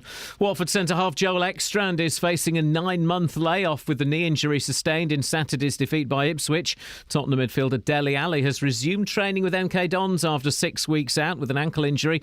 Stevenage defender Harry Worley made his return in a training game yesterday after being out since August. And Watford's Akechi Anya is in the Scotland squad for tonight's friendly against Northern Ireland at Hampden Park, with his Hornets teammate Craig Cathcart in the Irish squad. Cathcart is joined by Milton Keynes Dons trio Lee Hodson, Ben Reeves and Will Grigg. BBC Three Counties News and Sport. The next full bulletin is at 8. Across beds, hearts and bucks. This is Justin Dealey. BBC Three Counties Radio. Right, straight back to this story. It's all got rather lively on the programme. We are talking about the motorbikes, the off-road motorbikes which are running amok in Houghton Regis. So many people have been in touch. Live in the studio is Ollie Martins, the Police and Crime Commissioner for Bedfordshire. He's kindly agreed to stay on for a bit longer. We've got Mark in Bedford who's on the line. Hi, Mark. Hello, mate, you all right? Yeah, what would you like to say, Mark? Basically, you've just gone on the radio, Ollie, and told everybody that PCOs have no power. So it's like having a deterrent and then telling everybody they can get away with everything because the PCO can't do anything about it. So you've defeated the object of having them. So my question is, why don't you get rid of the PCOs, get the money that you spend on them PCOs and put them into police officers that can actually do something about it?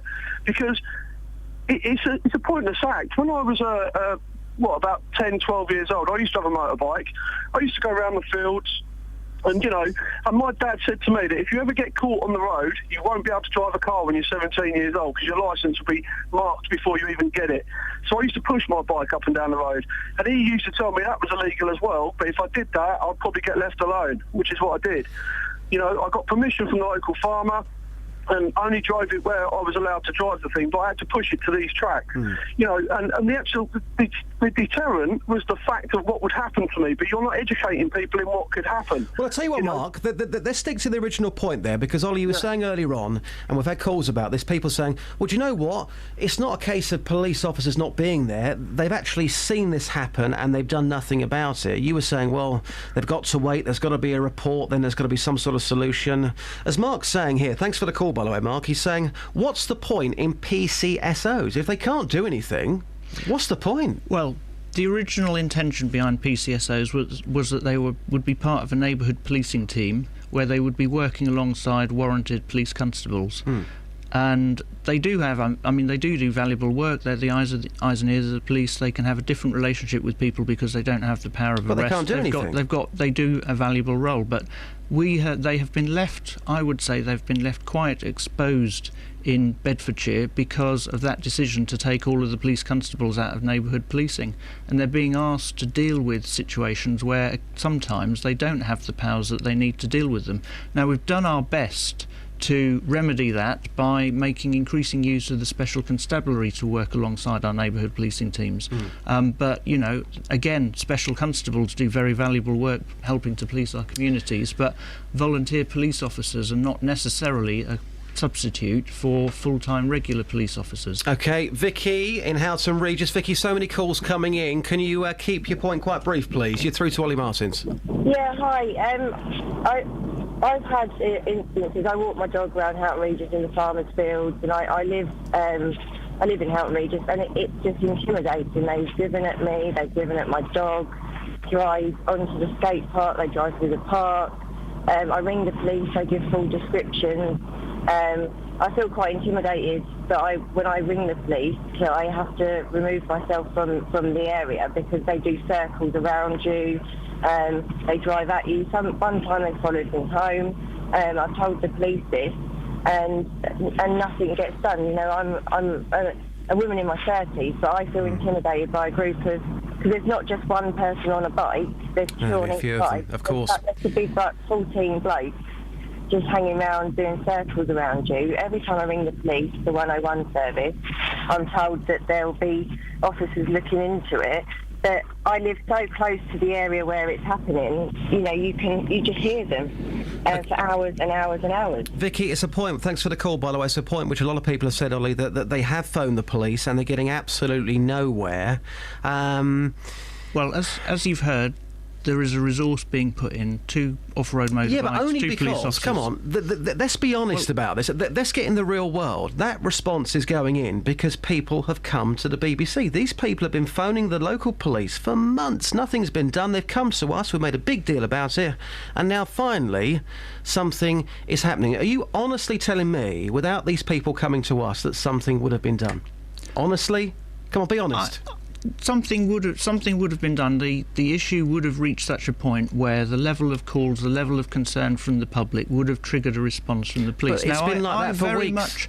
I very much regret that is the situation we're in, where an issue has to reach a point like this, where people are so exasperated before it's possible to deploy a resource into that situation. That's why, you know, I would much prefer it if we were in a position like we were before 2012, where we had police constables in our neighbourhood policing teams, so we had a higher level of resource, we had officers with the right powers to deal with situations like this, and it was possible to nip things in the bud far earlier.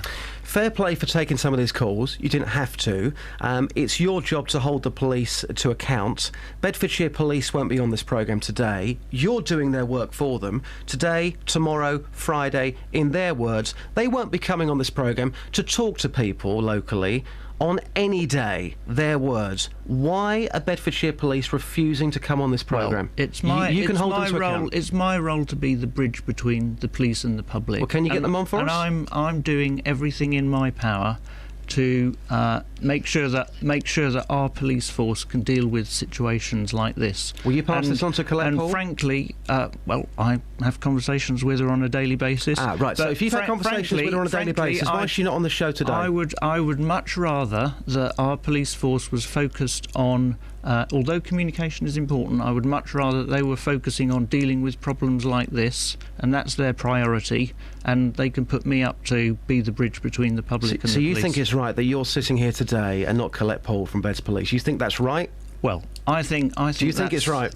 I think it is my role to be a bridge. But do you think it's right? Do you think it's right that you're sitting here taking calls and not Colette Paul? Well, it's part of my job, isn't it? And, you know, the Chief Constable's job is to run the police force and deal with issues like we're hearing about. OK. Let's go to Victoria. Hi, Victoria. Hello. What would you like to say briefly, Victoria? It's not just Houghton Regis. We get it in Caddington in the summer and spring. And how bad does the continuously. situation get up there, Victoria? Last year, they're riding their motorbike through the churchyard where there's elderly people tending to people that have passed away. They actually drove across the green when the kids were coming back from school and nearly knocked women over with toddlers. And it got that bad. My husband went after them on his own motorbike and pulled them off. Your husband pulled them off? Yep, he has a motorbike and he saw it happen across the green, then nearly hitting a child, so he rode after them into the next village and pulled them off and asked them what they were doing and just heard a general have a go at them, but they don't change. It will happen again in summer. I'm going to put this point to Ollie. Thanks, Victoria. A lot of people saying that the police don't care, and some people may be tempted, and obviously I don't condone this, but they could be tempted to take things into their own hands. What would you say to those people? It's not a very advisable approach, although I can understand people's exasperation. I mean, the right approach is to keep feeding the information to the police, and, you know, things will get to a point where the intelligence will be followed up, and we'll get a situation like we've now got in Houghton Regis, which is the same neighbourhood policing team that covers Caddington, by the way. We'll get to a position where the resources will be put in to deal with the situation. Chris is in Luton. Hi, Chris. Hiya. What would you like to say, Chris? I'd like to say I feel very sorry for Mr. Martin. I agree with him. There isn't enough resources, and if the police keep getting whittled down the way they do, when people are attacked, they won't even have the resources for that. So I think it's a very good argument for him to be able to get the extra expenditure he wants at the next vote, and so people stop thinking you're getting something for nothing. You want better policing, I think you should pay for it. Ollie, would you like to take Chris out for a Christmas dinner later this year? I don't know who Chris is, and I certainly didn't pay her to make that point. Chris, you made a point, thank you. You made a point that you were going to come to, and you were saying earlier on, and although a lot of people are having a go this morning, you're saying if you want more police out there, quite simply, you've got to pay for it. Well, all I can say is that the council tax that people pay for policing, if there is an increase, it will fund the recruitment of 100 extra officers, and that will let us put police constables back into our neighbourhood policing teams. If, by the way, and Bedfordshire Police have said to us that this is a localised issue in Houghton Regis, where else do you live in Bedfordshire, and is this happening where you live? We're trying to build up a portfolio here. Is it just Houghton Regis? Where do you live in Beds? Is it happening there as well? 08459 455 555. Thanks for sticking about. I'm going to ask you one final question, and it's a question as the reporter on this programme I get asked a lot when you come in. People always say to me, Ollie Martins, what does he actually do? I've got about 60 seconds before travel. Try and sum it up for us. What do you actually do, Ollie? What do I actually do? Well, I'm the person who has to come up with a plan for what's the best way of keeping our county safe at a time when resources are reducing. And that's what I'm trying to do at the moment. Do you feel like the community is safe right now? Yes, I think so. I think so, but it's important. I mean, one of the things, you know, and what's particularly exasperating about a situation like this where people feel that perhaps the police response isn't everything that they expect. You know, we do need this. The one way in which we keep our county safe within the resources that we've got is by having the strongest partnership that we can between the public and the police, so that people are prepared to be the eyes and ears for the police in their community and tell them the things that are going on and the issues that need dealing with. And, you know, when you get a problem like this, where people don't feel that they're getting the response that they need, it's very difficult to maintain that relationship. Fair play again for taking the calls, because you didn't have to, and you didn't know what was coming. You've taken a bit of stick this morning, but hopefully by covering the story this week, things will change for the local people there, because I know after talking to them for 2 days in a row, they've just had enough. They really have. Ollie Martins, thank you very much. Interesting stuff. Ollie Martins, the Police and Crime Commissioner for Bedfordshire, who was joining me live in the studio. Justin standing in for Iain. It's Wednesday, BBC Three Counties Radio. The time now is 7:45.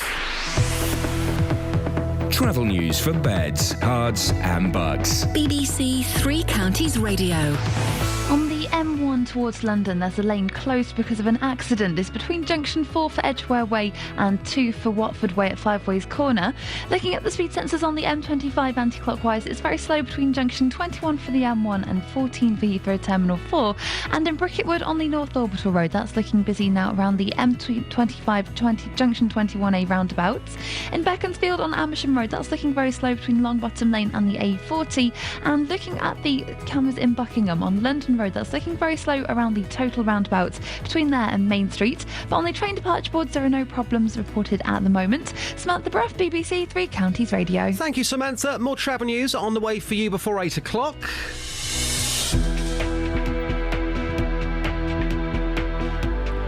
So, the headlines you're waking up to this morning. The Foreign Secretary says that some British nationals are likely to have been killed on the passenger plane that crashed in the French Alps, killing all 150 people on board.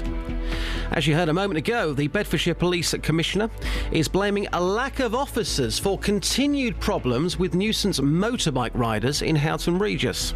And a long-awaited report into how people receive contaminated blood in the 70s and the 80s is published this morning. Beds, Herts and Bucks weather. BBC Three Counties Radio. Later on today, Alina, I'm gonna be in Stevenage in my high heels, tights and comb bra, dressed as Madonna for Ladies' Day. Make it a good forecast, baby.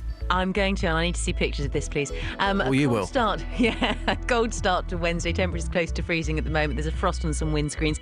It won't last for long. Plenty of sunshine through this morning. Some cloud coming and going as the day wears on. It brings an outside chance of a shower, but for most it stays dry and fine. Highs of 9 or 10 Celsius. Feeling quite pleasant in a light northwesterly wind. Chilly again this evening and at first tonight under clear skies. Temperatures falling to 2 Celsius, but these valleys recovering through the night as cloud and rain push in from the west later. Southwesterly winds strengthening as the rain settles in towards dawn, so it's a wet morning tomorrow. The rain persistent and locally heavy for a time, but then clearing eastwards to leave a dry afternoon with plenty of sunshine and feeling milder once the sun comes out tomorrow. Highs of 11 or 12 Celsius. Cloudy and breezy on Friday, some patchy light rain and drizzle at times, especially later in the day, but not amounting to much.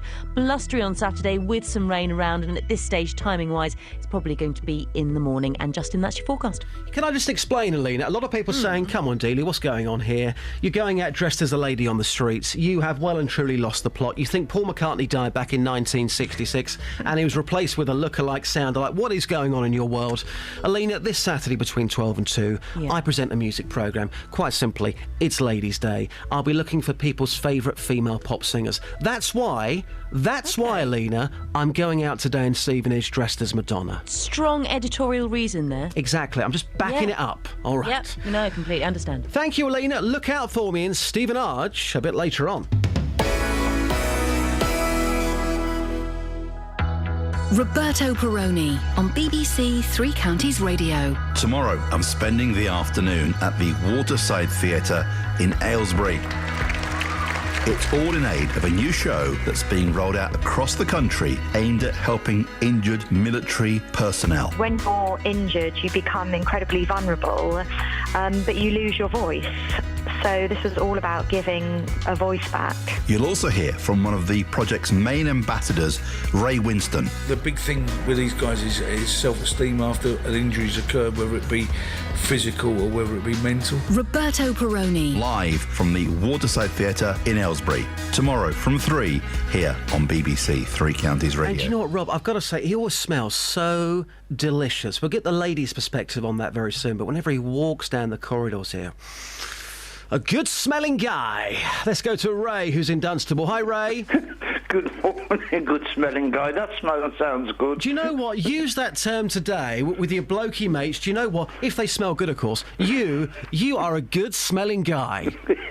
Ray, I think we've hit on something. Ray, we've not even spoken in this hour about Clarkson, which I'm furious about, which we are going to come to very soon. I promise you, some of your texts as well. But you've got a point to make about the bikes in Bedfordshire. What would you like to say? Well, we live on the bottom of Blows Downs in Dunstable, and they come along from Houghton Regis along the bus lane, the new bus lane, and they run around the fields here at the bottom of Half Moon Lane and in the fields around Blows Downs. And there's no specific time. Mainly when they come out of school, you get it, and on the weekends.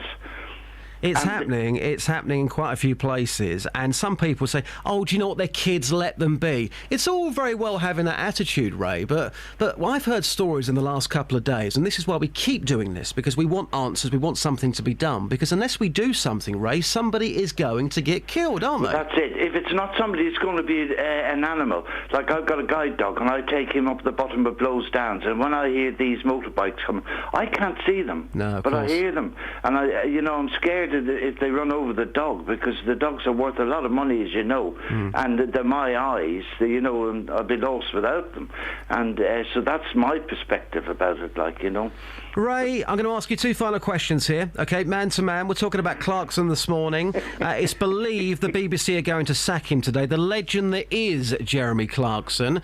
If facts are to be believed, he had a row with his producer. It was a verbal row. It then turned violent. He punched him. Should he be sacked? Yes or no? Yes.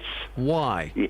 Well, no man is above the law, and if you think you're better than any show or any programme, well, you're not really. OK, and Paul McCartney, did he die back in 1966 and was replaced by a look-alike sound-alike?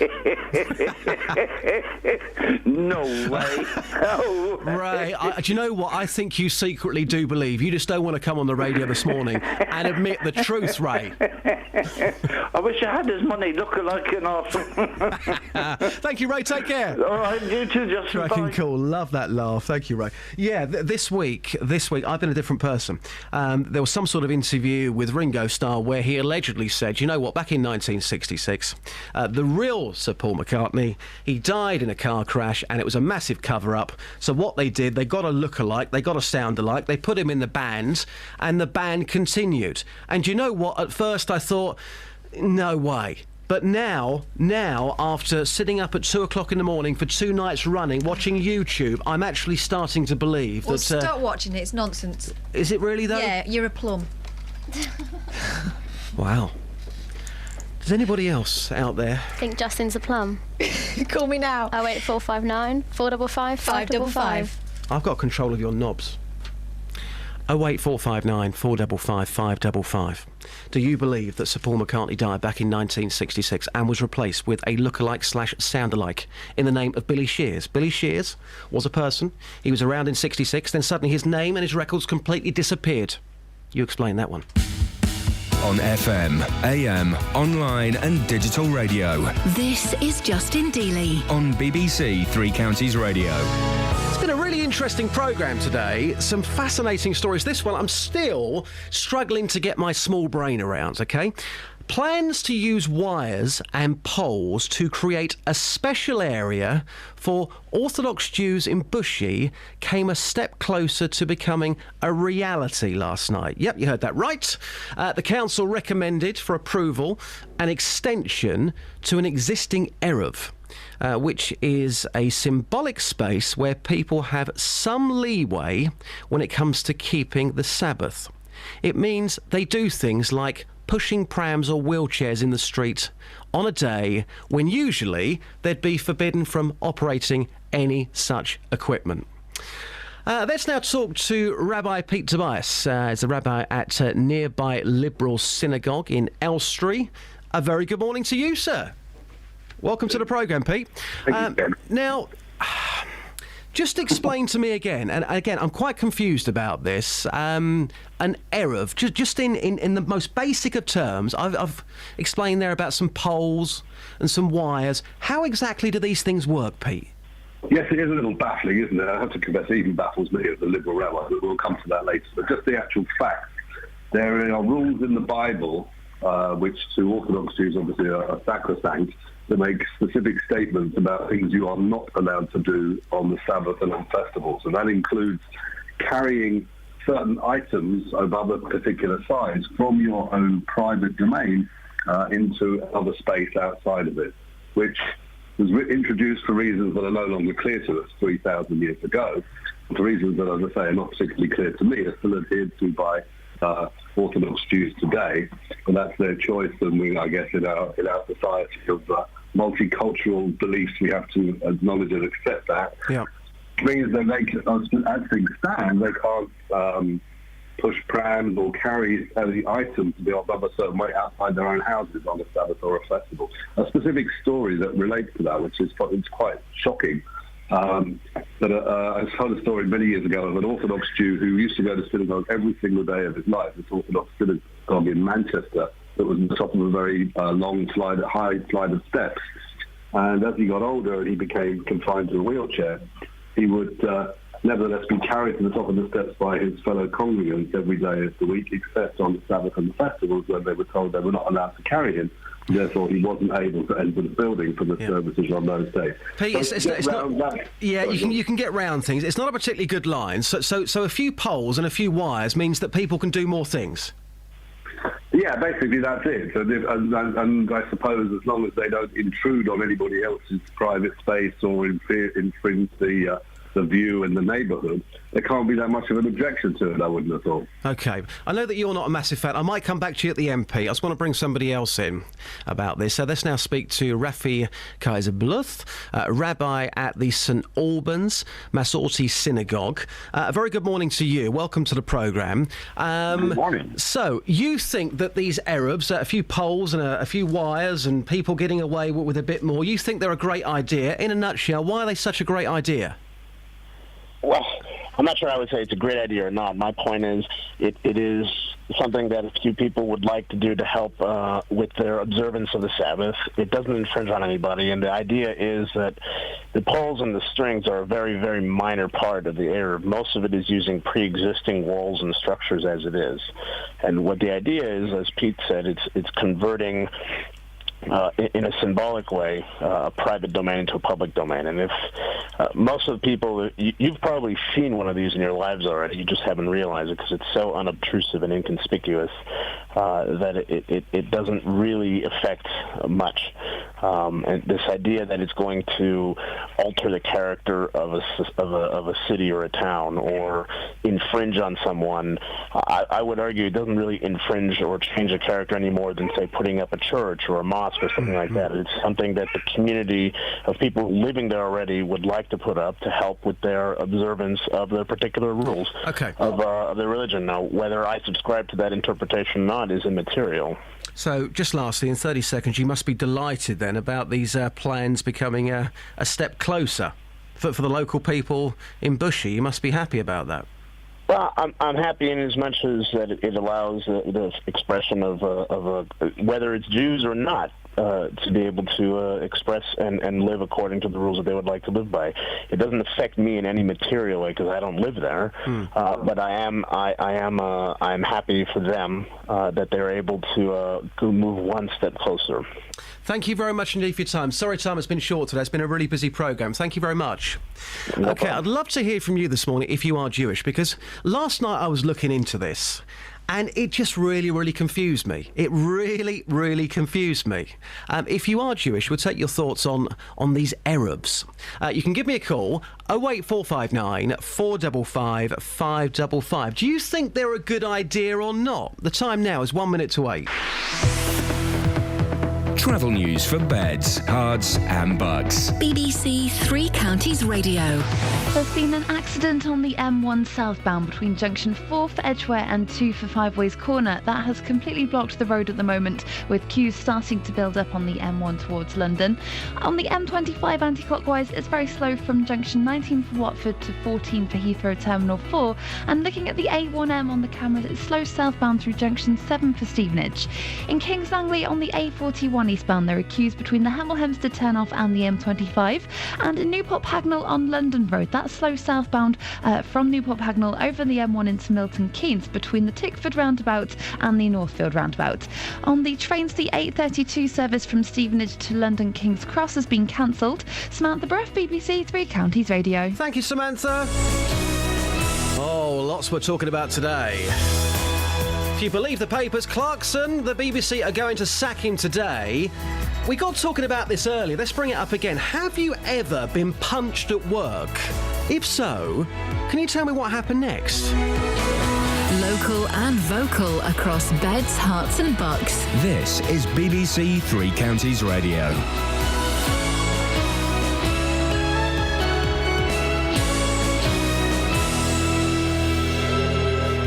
It's 8 o'clock. I'm Simon Oxley. The headline: search resumes for Alps plane crash victims. Beds Police Commissioner pledges action over nuisance bikers. And Wycombe beat Luton in League Two promotion clash. BBC Three Counties Radio. French rescue workers have resumed their search for victims of yesterday's plane crash in the French Alps. All 150 people on board the Airbus A320, operated by the budget carrier Germanwings, are believed to have been killed. Most were German or Spanish. 16 of the victims were pupils from the same German school. They were returning from an exchange visit in Spain. The Foreign Secretary, Philip Hammond, has said it's likely there were some British nationals on board. The Bedfordshire Police Commissioner is blaming a lack of officers for continued problems with nuisance motorbike riders in Houghton Regis. Residents have contacted BBC Three Counties to complain about what they say is a lack of response from Beds Police. 2 officers on off-road bikes are now being sent to the town. Commissioner Ollie Martin says action is being taken. This is a resource that's had to be specially put into Houghton Regis because the resources in the neighbourhood policing team are not sufficient to deal with the situation, and it's only PCSOs that we've got there, and they don't have the power. A long-awaited report into how people received contaminated blood in the 1970s and 80s is published later this morning. Although the focus is on cases in Scotland, it could lead to victims in the 3 counties finally getting compensation. Nikki Jones from St Albans is one of them. No apology has been said by any of the political parties, and it's time now, 30 years after individuals campaigning, that we do receive an apology. It's an admission of what was done was wrong. A reward is being offered for information about the car vandalism that has hit High Wycombe in recent weeks. It comes after another 6 cars were damaged on Monday night. The vandalism has been linked to protests over the inquest verdict on Wycombe man Habibullah. More from Jane Killick. The £1,000 reward is for anonymous information given to Crime Stoppers, which leads to the arrest and charge of those responsible. Police say they want to speak to 2 teenage Asian boys seen in Pettifer Way, where 6 cars were damaged on Monday, and to an Asian man in his late teens or early 20s seen around Dashwood Avenue on Saturday, where 9 cars were damaged. Officers say more police patrols, police horses and police dogs are being deployed in the area every day. A House of Lords committee says the government still hasn't made a convincing case for the HS2 high-speed rail link through Buckinghamshire. The peers argue that cheaper alternatives haven't been properly explored, and London, rather than the Midlands or the North, is likely to get the most out of it. In sport, Wycombe beat Luton 3-2 in last night's League Two promotion clash at Kenilworth Road. The win keeps Gareth Ainsworth's side on course for a top 3 finish. Mawson strides forward, still Mawson. Hayes through to Mawson, it'll be a great goal. What a goal for Wycombe! I said before the game, what could be the difference is that a little bit of magic, and I think Paul Hayes has created that with a superb bit of magic. But Alfie does that, how many times have we seen him come out of defence with the ball Paul. The weather, a cloudy start, but then a largely bright and dry day, a maximum temperature 11 degrees Celsius. And you can get the latest news and sport online at bbc.co.uk/3 counties. Thank you, Simon. If you have just tuned in, that last hour, it got feisty. Right, lots we're talking about today. Justin standing in for Iain, the boss. He's got a really bad cold. And I stuck to my word. I said, Iain, do you know what, geezer? I'm going to go out, I'm going to buy you some vitamins to make sure this doesn't happen again, because I love being out on the streets. I've got those vitamins. Hopefully, he's back first thing Friday morning. Get well? So, on the agenda, bad blood, naughty bikers, foods that make you go crazy, and I think, at last, I've got backup on my bacon rage, which I think should be a medical condition, and also Clarkson. We believe, well, certainly the papers do, that he's going to be sacked today by the BBC. Have you ever been punched at work? And I'm not a massive fan of Jeremy Clarkson, but I can appreciate the man's talent, and he has got so much talent. He's the best, isn't he? Come on. Can you name a better TV presenter than Clarkson? I bet you can't. 08459 455 555. Keep all of your calls coming in. You've been fantastic this morning. Or you can text me as well. 81333 and start your message with 3CR. Across beds, hearts and bucks. This is BBC Three Counties Radio. I've got control of your knobs. Gary, can you hold on there for a second? Yes, of course I can. I've got to deal with something. Right, so let's go to the gallery. Kelly Betts and Catherine Boyle. Right, would you like to explain what has just happened then? Sorry? You know what's just happened. Come on. You know I'm a bit tense this morning about a few issues, OK? Yep. Your blazer being one of them. It's too bright for me. Explain to the people of Beds, Hearts and Bucks what you just did right then. What? What? Didn't hear anything. Nope, nothing unusual. No, I don't know what he's talking about. Gary, did you hear it? Yeah, there was something. It was said you were playing with some knobs or something. OK, Gary's heard it. OK, let's go back to the gallery once again. What's going on, ladies? It's your voice. You said it. Gary, how do you deal with ladies who are out of control? I wouldn't know, Justin. Because you've got full control of them. Now, we're talking this morning about Clarkson. We think he's going to be sacked. The facts are, for those that don't know, he had a row with his producer. It was in a restaurant, so after the programme had been filmed. He's got into a row, which we think lasted about 20 minutes. Then he's punched him. So he's punched his producer. We think he's going to be sacked today. Has anybody ever punched you at work? Well, I haven't actually been punched, Justin, but it was because of my sexuality. I was discriminated against by this bully of a guy who worked in the company I worked with. And I told him I was going to rip his head off, as you probably would do, which is stupid of me to say. Yeah. And I was the one who was sacked over it. And I had to report him 2 or 3 times, but because he was higher than me and he was the head chauffeur, he got away with it, and I was the one who lost my job, which I absolutely loved, and I'm still sad to this day that I lost my job because of him, So you got sacked for not even punching somebody, for threatening? No, for threatening to, yeah. Just for threatening to. And can I ask, you said that he was horrible to you, was calling you names. What was he horrible about? Well, I'm gay, Justin, and I don't mind people knowing I'm gay, and I don't mind having a laugh and a joke, backs against the wall, here comes Gary, and things like that. But he was bringing it down to being really personal. And I said to him a couple of times, and I reported it to the company, and it just continued. And I just stupidly said in front of my boss one day, if you don't stop him from doing this, I'm going to rip his head off. The next thing I knew, I was getting brought in the office and I was no longer working for the company. Unbelievable. I think that's totally wrong, because we all say things in the heat of the moment. I'm sorry for what happened to you. Getting back to Clarkson, he's punched his producer. Yeah. Should he be sacked, yes or no? What do you think? if he has punched him, which we still don't know for definite if he has or not, there's so many stories going around, then yes, I think he should be, yeah. OK. Thank you, Gary. Great call. Thanks very much. Okay, no problem. Thank you. Bye-bye. Cracking stuff. That was Gary there. We're trying to get this into real terms because a lot of people will say, oh, Clarkson, oh, he's worth millions, he should behave himself. It doesn't work like that. A lot of people say that about footballers. So what? So what if they're worth millions of pounds? Have you ever been punched at work? If we're trying to make a comparison here to something which has happened in real life, personally, I think, working in the business, I'm not saying you should be going around punching people all the time, but I think, every now and again, you shouldn't... Every now and again, men are going to have disagreements, and sometimes, for us blokes, that's the only way we know how.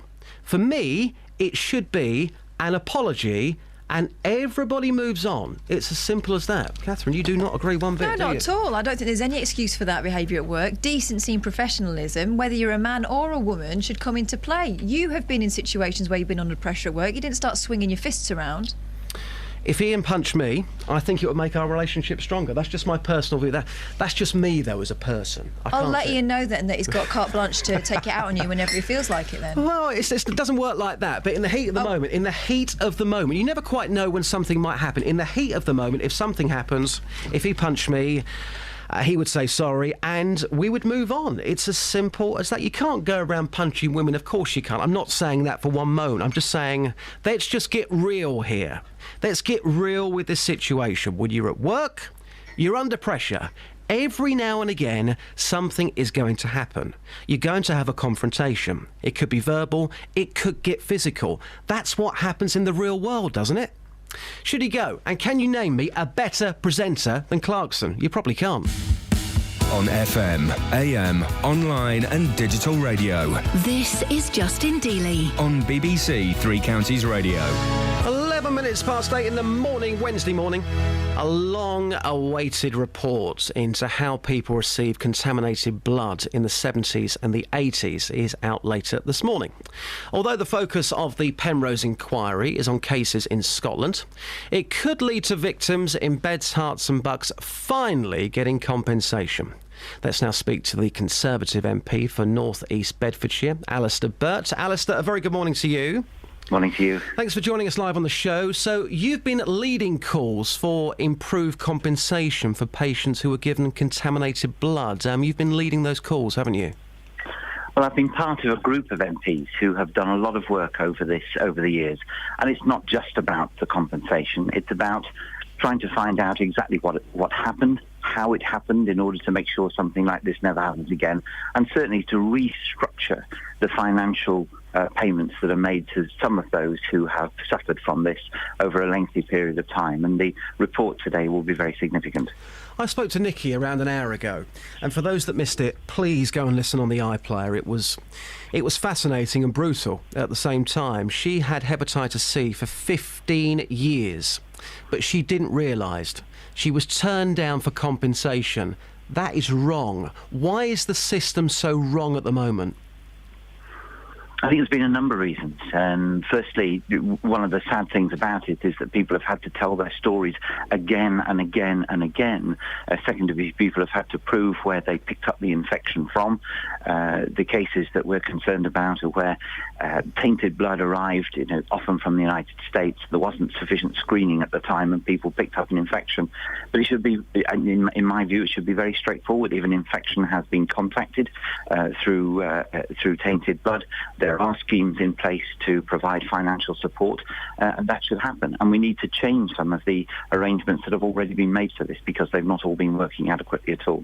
And again, to go back to a point that Nikki made earlier on, still to this very day, there has been no apology at all. Do you think today, with this inquiry, this report coming out, do you think there's going to be some form of apology to all these people who have suffered for all of these years? I'm very hopeful that the report of the inquiry will prompt a comment at high level in response to it. It can't be a full response to the report, because I understand the report is extremely detailed and very long, and it will take some time for the government to go through it. But I think the headline remarks should enable certainly something to be said by government today at very high level in order to help people understand that finally it has dawned on those who have been responsible for healthcare for so long. It is, of course, nothing to do with this present government. It was all done in the past. Yeah. But successive governments have not fully appreciated the damage that's been done to so many people.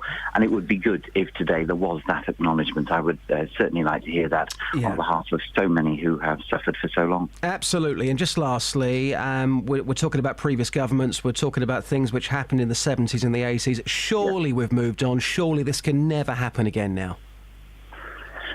Well, I don't think it can, but alas, life tells us that the moment you say these things can never happen again, of course, something else turns up. No one would have anticipated some of the health tragedies that have been overcome in recent years, some of the problems of care. I think the watchword for our society is eternal vigilance, listening to people who might blow whistles, and always being conscious things could happen, and therefore having procedures in place to try and make sure that they just don't. I hated the way you paused then. And a final question on something which is topical. Clarkson, let's get the MP's perspective. Should he be sacked, yes or no, Alistair? What do you think? Well, I was listening with great interest to your exchange beforehand. Now, speaking as someone who works in a place with impeccable manners, where there is no stress, never a raised voice, I was quite surprised to hear you saying it was quite natural that in some cases men would take a swing at each other. Yeah. I have to say I don't agree with that. I don't think there can be any concession made to blokes who feel that in the heat of the moment they take a punch at each other. It's not right in any circumstances. It's certainly not right in any workplace. I do not know all the facts about old Clarkson. I mean, who does? But, like everyone else, he's a star. He makes an astonishing programme that everyone loves.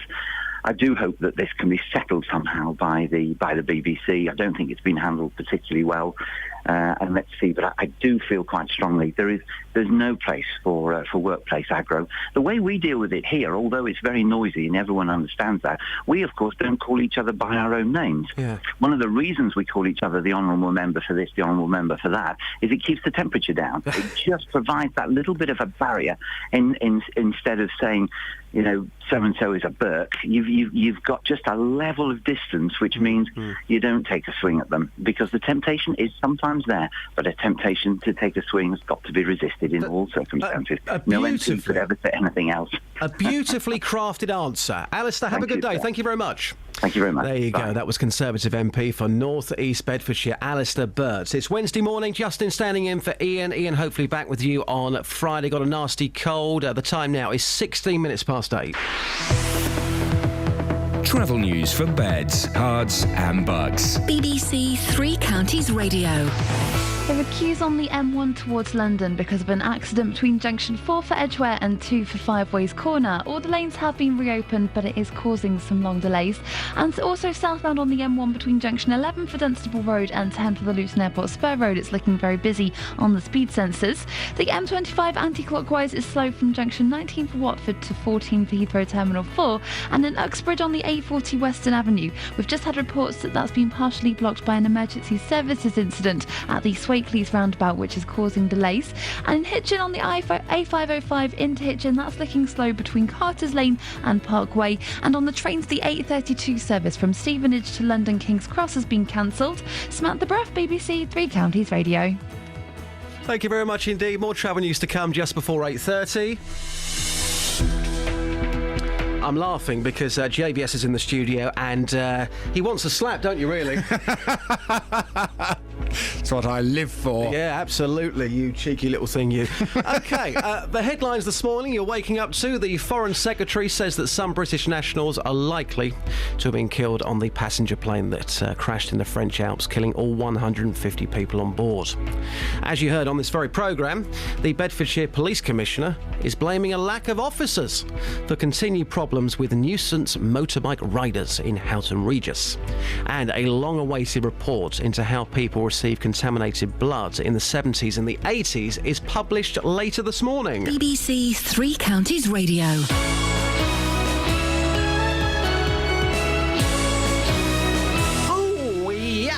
So, from 9 o'clock, JVS is here with the big phone-in. What was that noise, Justin? Some funny noises coming out of you. Yeah. Every now and again, I like to put a little bit of twang on things. I know. When you go to these BBC courses, they say, lift it off the paper, guys. So instead Do they? I've never been to one. Instead of saying, JVS is here from 9 with the big phone-in, you can say, JVS is here from 9 with the big phone-in. And people automatically think, oh, what's this show? I've not heard this, but I'm going to tune in at 9 o'clock. Who is this JVS guy? Are you medicated? Well, do you know what? I messed up this week. Really, really messed up. Do you know what's happened? What have you taken? Okay, I'm going to give you this. I am actually on medication. Sorry. Serious condition. The doctor thinks I've got prostatitis, but anyway. You've got what? Don't laugh. It's called prostatitis. It's a very serious condition. You've got prostatitis? What is prostatitis? I don't know what that is. Prostatitis. Oh, it involves... Let's not go there. Does it involve your prostate? Yes. And going to the toilet a lot. Oh, I'm so sorry. No, and are you on drugs for that? I've got them, and they start tomorrow. I've deliberately avoided them because I know I'll be standing in today. But yeah, what's messed with my mind? And take this with you.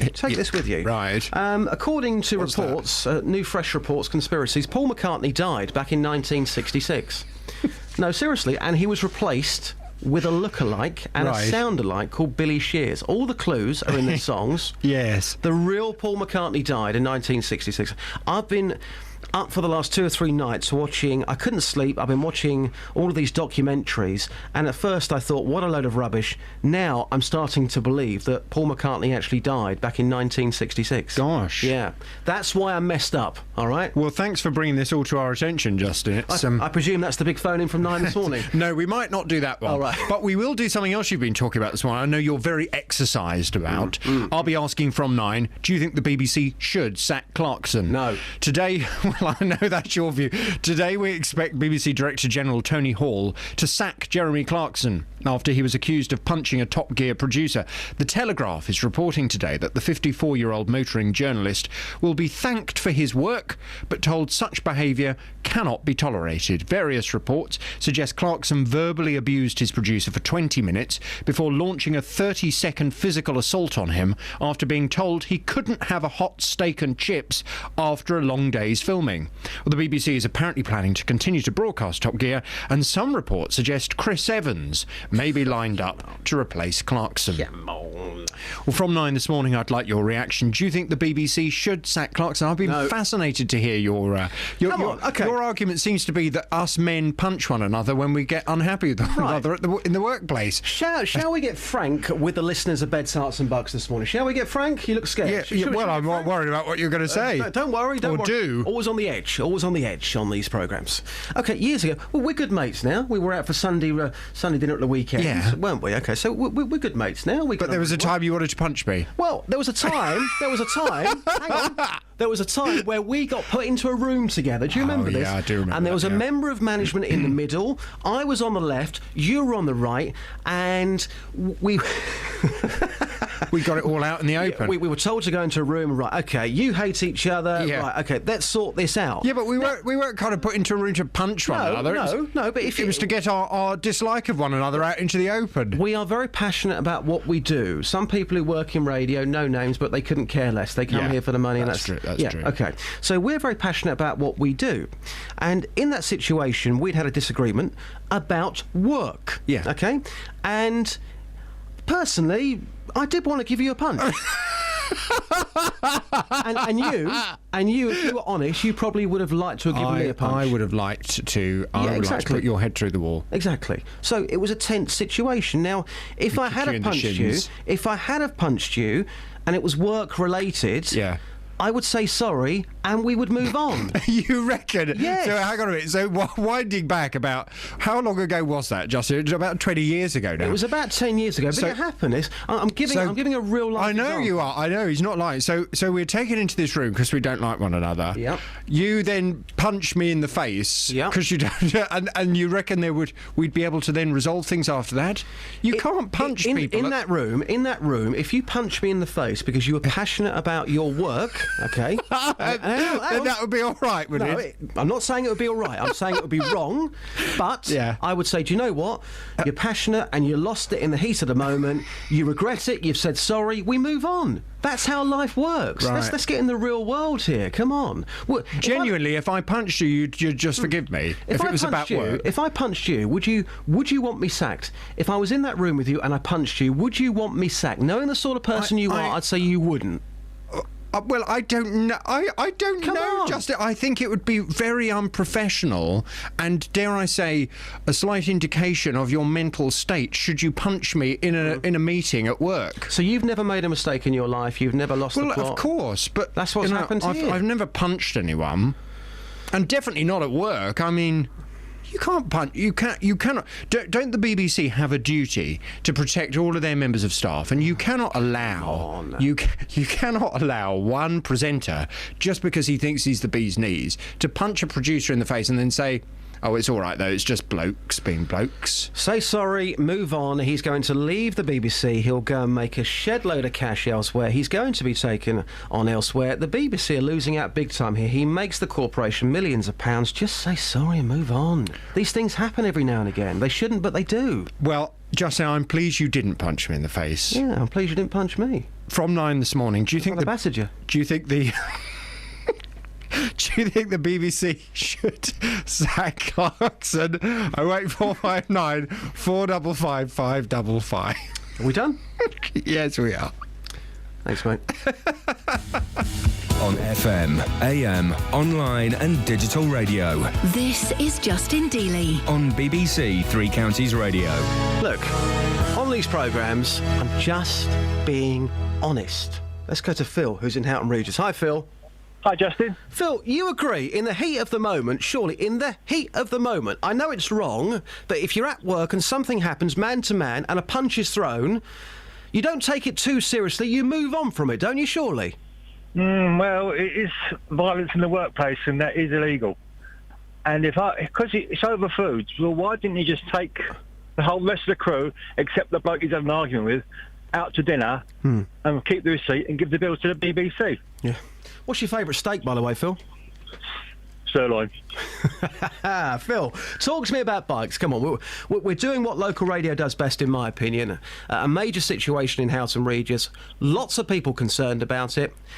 They believe the police are doing nothing. Bedfordshire police are yet to come on this programme and answer those concerns. Instead, they sent the Police and Crime Commissioner, Ollie Martins, who got slated for half an hour, which I thought was slightly unfair, because he shouldn't be here. It should be Bed's police. Anyway, what would you like to say? Yeah, well, you've got more chance of dinosaurs walking the earth than you've got of Bedfordshire police getting on the programme. The problem has been going on in Houghton and Marsh Farm, where I previously lived, for at least 20 years, and nothing ever gets done. Nothing. As for Ollie Martins, is it? Yeah, that's right. You only see him on the ground when it's election time, because he is elected. Well, fair play, though, Phil. I've got to be fair here. Fair play. He comes in, and today he had the opportunity, and I couldn't have pushed him. I asked him, would you mind sticking around for 15 minutes to take some calls from our listeners? He didn't know what those calls were, and he said yes. So I've got to applaud him there. Yes. As for the Chief Constable, she is absolutely useless. I bet she get out. I think we got the last word. Useless. I think we got the last word. Thank you, Phil. We don't know we don't know, to be fair, if Colette Paul from Bedfordshire Police got the message. I think our reporter phoned 7 times yesterday. Yeah, and the conversation that was had was, these people are very busy, and we asked them directly whether or not she'd got the message, and we got a roundabout answer, which kind of suggested that no, that they were too busy and there was no intention to speak to us. It's been a frantic programme today. What else are we talking about? Foods that send you crazy. This guy... This guy in Florida. Candy floss. Explain the story. Burglar in Florida. This is a Sunspot, I think. Let me have a look. Yeah, in the Sun newspaper this morning, page 29. Have a look down the bottom of the page. Tiny thing about a burglar from Florida who tried to get off a prison sentence by saying that it was temporary insanity brought about by candy floss. Yeah. Now, I've heard of sugar rushes before, but it's never caused me to take take a swag bag to someone's house. But we've been talking about, food that tips you over the edge in whatever way. And your major Achilles heel is bacon, isn't it? It is. I know we've had so many texts that have come in today. Probably not going to get to all of them now. But somebody, I believe, has backed me up saying that bacon rage does exist in their household, because basically what it is, it dehydrates you. It makes you dehydrated. It makes you angry. And it makes you want to row with people. I must admit, sometimes if we go to certain places, I can't eat the bacon there because there's salt. Yeah. It doesn't make me angry, but it makes me feel faint. It's like a rush. So, no, there was someone on... Where is it? I can't find it. There's a text here saying that he only realised it was the bacon after listening to you talking about bacon rage before. And he thinks it's something to do with the salt. 08459 455 555. That's the phone-in number. The foods that send you crazy, the weirder, the better. And we're also talking about Clarkson. I'm getting a lot of stick this morning. People saying, how dare you say it's OK to punch somebody? I'm not saying it's OK to punch somebody. I'm saying in the heat of the moment, sometimes things happen. And they shouldn't happen, but they do. And if somebody is genuinely sorry for what happened, surely we should all just move on. That's my point. 29 minutes past 8 now. Travel news for beds, cards and bugs. BBC Three Counties Radio. On the M1 towards London, there are long delays from junction 4 for Edgware towards junction 2 for Five Ways Corner after a serious accident earlier. It's also looking really busy on speed sensors on the M1 southbound between junction 11 for Dunstable and 10 for the Luton Airport Spur Road. On the M25 anti-clockwise, it's slow from junction 18 for Chorleywood to 14 for Heathrow Terminal 4. And in Uxbridge on the A40 Western Avenue, there's been an emergency services incident at the Swakeleys roundabout, which is causing delays there around the A40 Western Avenue. And in Kings Langley, the A41 eastbound has queues between Two Waters Road at the Hemel Hempstead turnoff and the M25 junction 20 for Kings Langley. Samantha Breath, BBC Three Counties Radio. Thank you, Samantha. Back to your calls very soon. Across beds, hearts and bugs. This is BBC Three Counties Radio.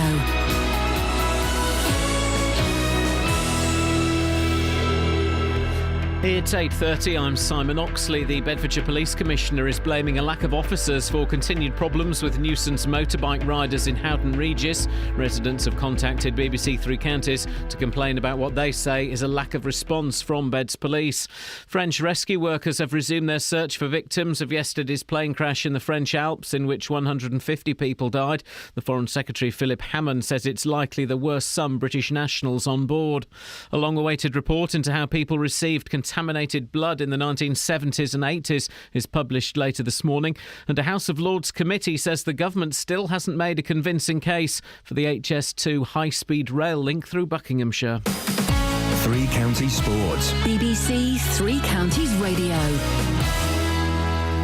Wycombe beat Luton 3-2 in last night's League Two promotion clash at Kenilworth Road. All the goals came in the first half, with Sam Saunders, Paul Hayes and Alfie Mawson on target for the Chairboys, with Elliot Lee netting a brace for the Hatters. The win keeps Gareth Ainsworth's side on course for a top three finish. It's probably closer than I wanted it, but it's a massive 3 points for us, and I'm really, really thankful to all the fans that shouted us home tonight, and all the players. They give me everything there, and that's what we're about. I say it every week, but it's fantastic to work with this bunch. But Luton's fifth straight defeat effectively means the end of any faint hopes of automatic promotion for John Still's team. They've defended very well. They're a good side. That's why they're where they are. And you know what? No one made a mistake, but we did. And that's the difference, we're making too many unforced errors. We've scored 2 goals at home, should be enough to win. In Conference South, Hemel Hempstead beat Chelmsford 3-1 to stay in playoff contention. Watford centre-half Joel Ekstrand is facing a 9-month layoff with a knee injury sustained in Saturday's defeat by Ipswich. Tottenham midfielder Dele Alli has resumed training with MK Dons after 6 weeks out with an ankle injury, and Stevenage defender Harry Worley made his return in a training game yesterday after being out since August. And Watford's Akechi Anya is in the Scotland squad for tonight's friendly against Northern Ireland at Hampden Park, with his Hornets teammate Craig Cathcart in the Irish squad. Cathcart is joined by Milton Keynes Dons trio Lee Hodson, Ben Reeves and Will Grigg. BBC Three Counties News and Sport. The next full bulletin is at 9.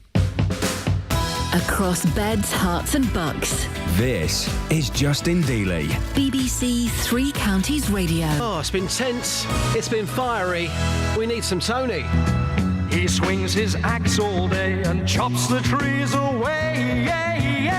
Chop, chop, chop, you can hear him singing. Chop, chop, chop, as his axe is swinging. Chop, chop, chop, through the woods it's ringing. Timber, timber. Chop, chop, chop, give it all you can. Chop, chop, chop, sang the woodchop man. Chop, chop, chop, through the woods it rang. Timber, timber. Thank you, Tony. Right, lots we're talking about. Peter and Claire, stay there for a second. Cass, give us a quick recap on what we're talking about this morning. It has been a frantic programme this morning. It has. Let's have a look at some of the text, shall we? Yeah, please. Nick says, with regard to Clarkson, no one is so big they're untouchable, be they in radio, on TV, in politics or in business. If you're getting a verbal difference of opinion, it's acceptable, but by hitting anyone at work, it's a no-no. It's totally unacceptable behaviour and must be dealt with as severely as possible. Brian says, sack the useless producer and let the programme continue. Chris Evans, you've got to be joking.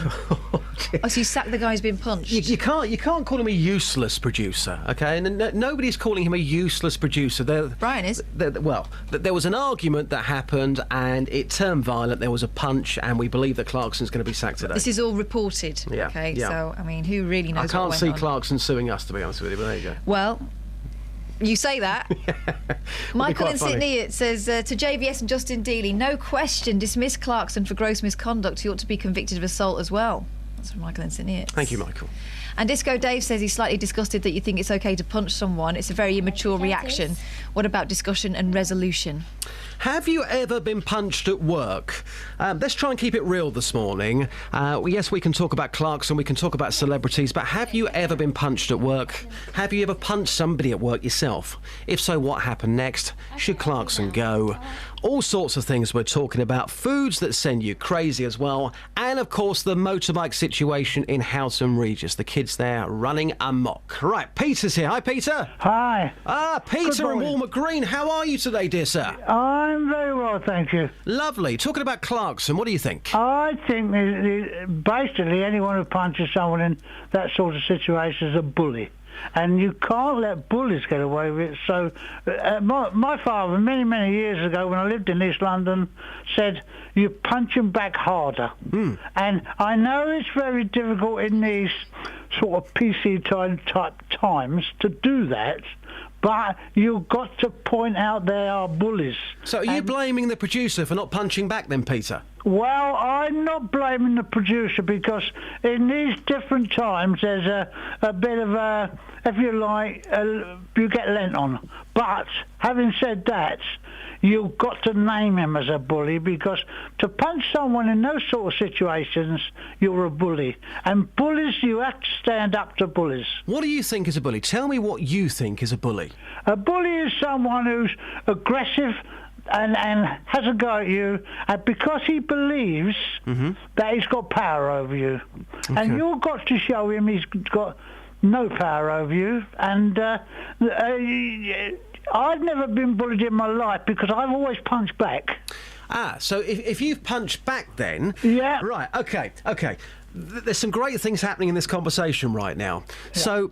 He's made the original punch, we believe again, is what's being reported.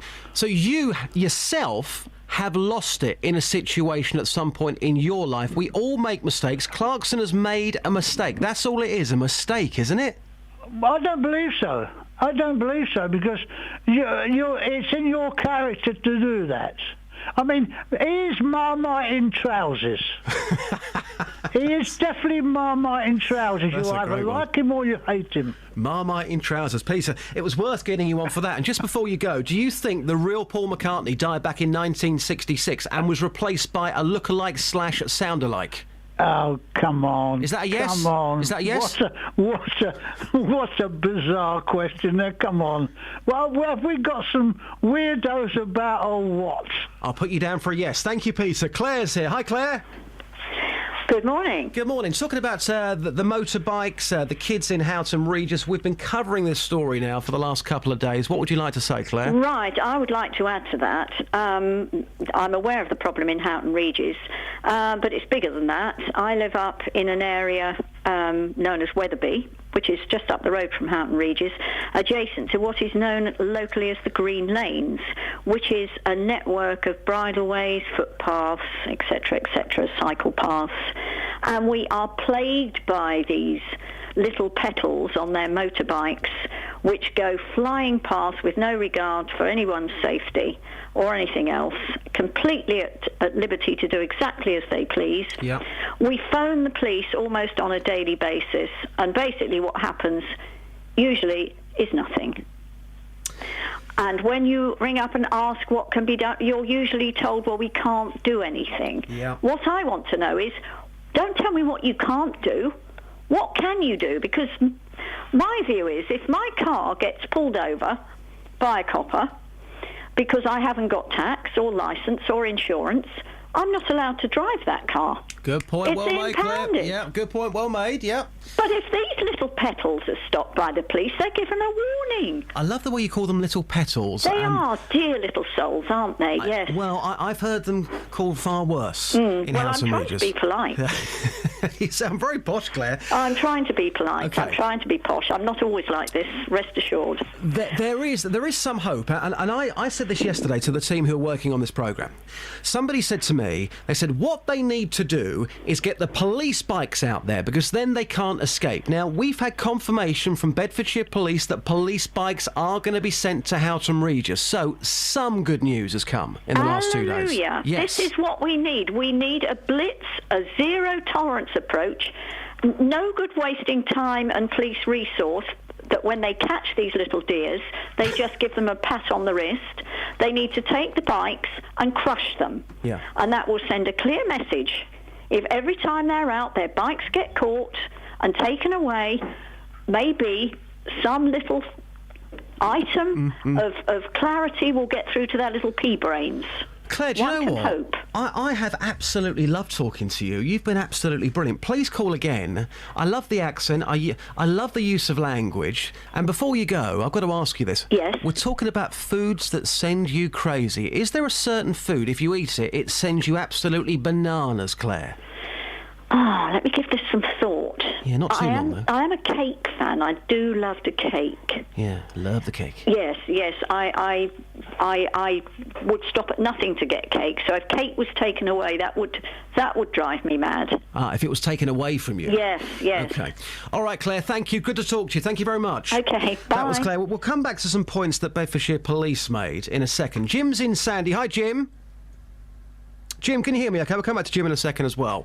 For your text this morning, 81333, and start your message with 3CR. Whilst we try and get Jim back, Catherine, Bedfordshire Police called this, if I'm correct, a localised issue in Let's have Houghton a look. Regis. I'll tell you exactly what happened. Yesterday we put in a number of calls to the press office because we really were keen to speak to someone about not necessarily just the issue of people riding bikes illegally, but it was a bigger thing, we thought, which is people are telling us that the police are sometimes physically there and ignoring it. Now, Yep. that is a public trust issue, and so bigger, and we wanted to speak to one of the officers in charge rather than being, an officer in overall charge rather than one of the officers in charge of the area.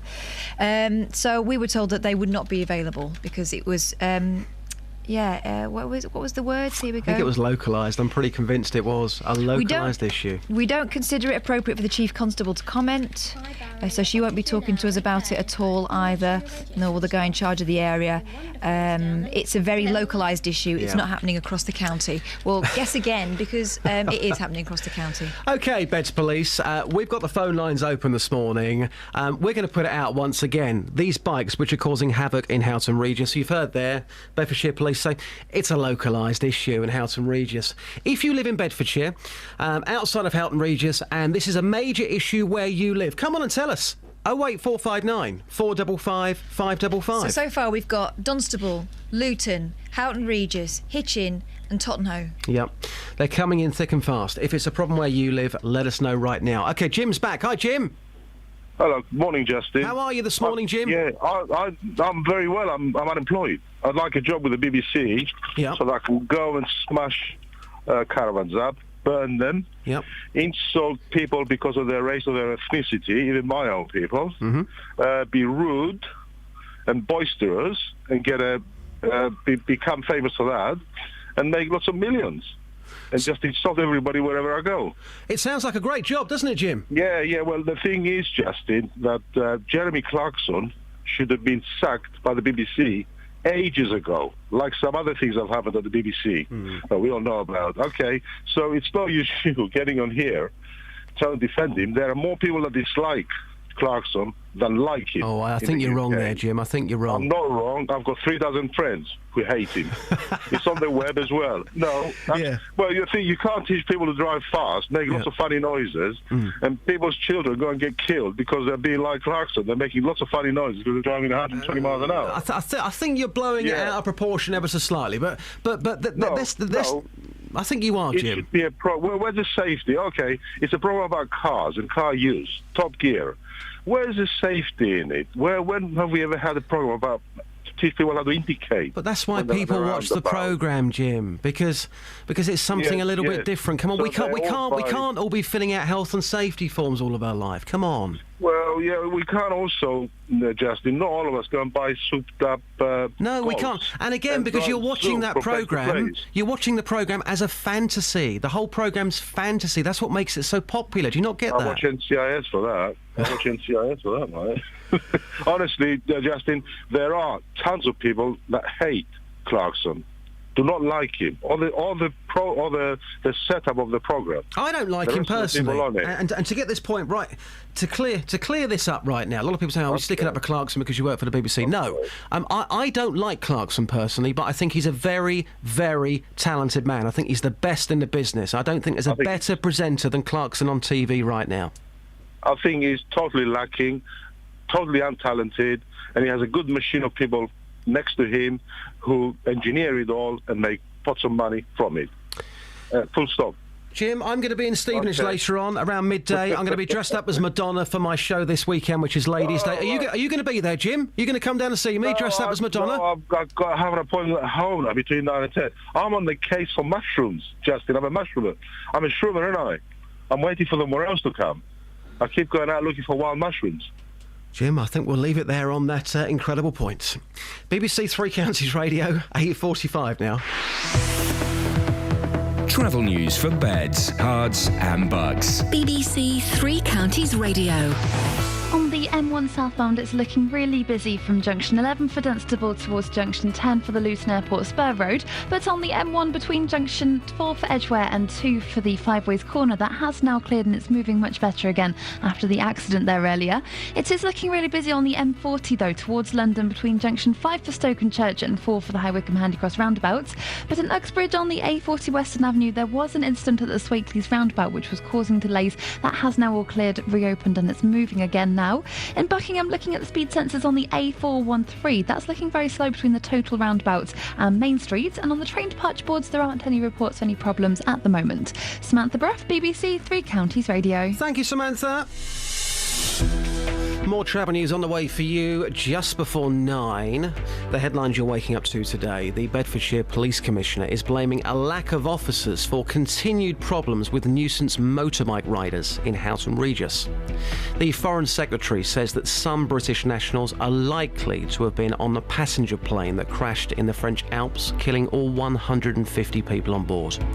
And, as you've heard this morning, a long-awaited report into how people receive contaminated blood in the 70s and the 80s is published later this morning. Beds, Herts and Bucks weather. BBC Three Counties Radio. Alina is my weather girl. She's got a great vibe and she's got a great forecast. Morning, Alina.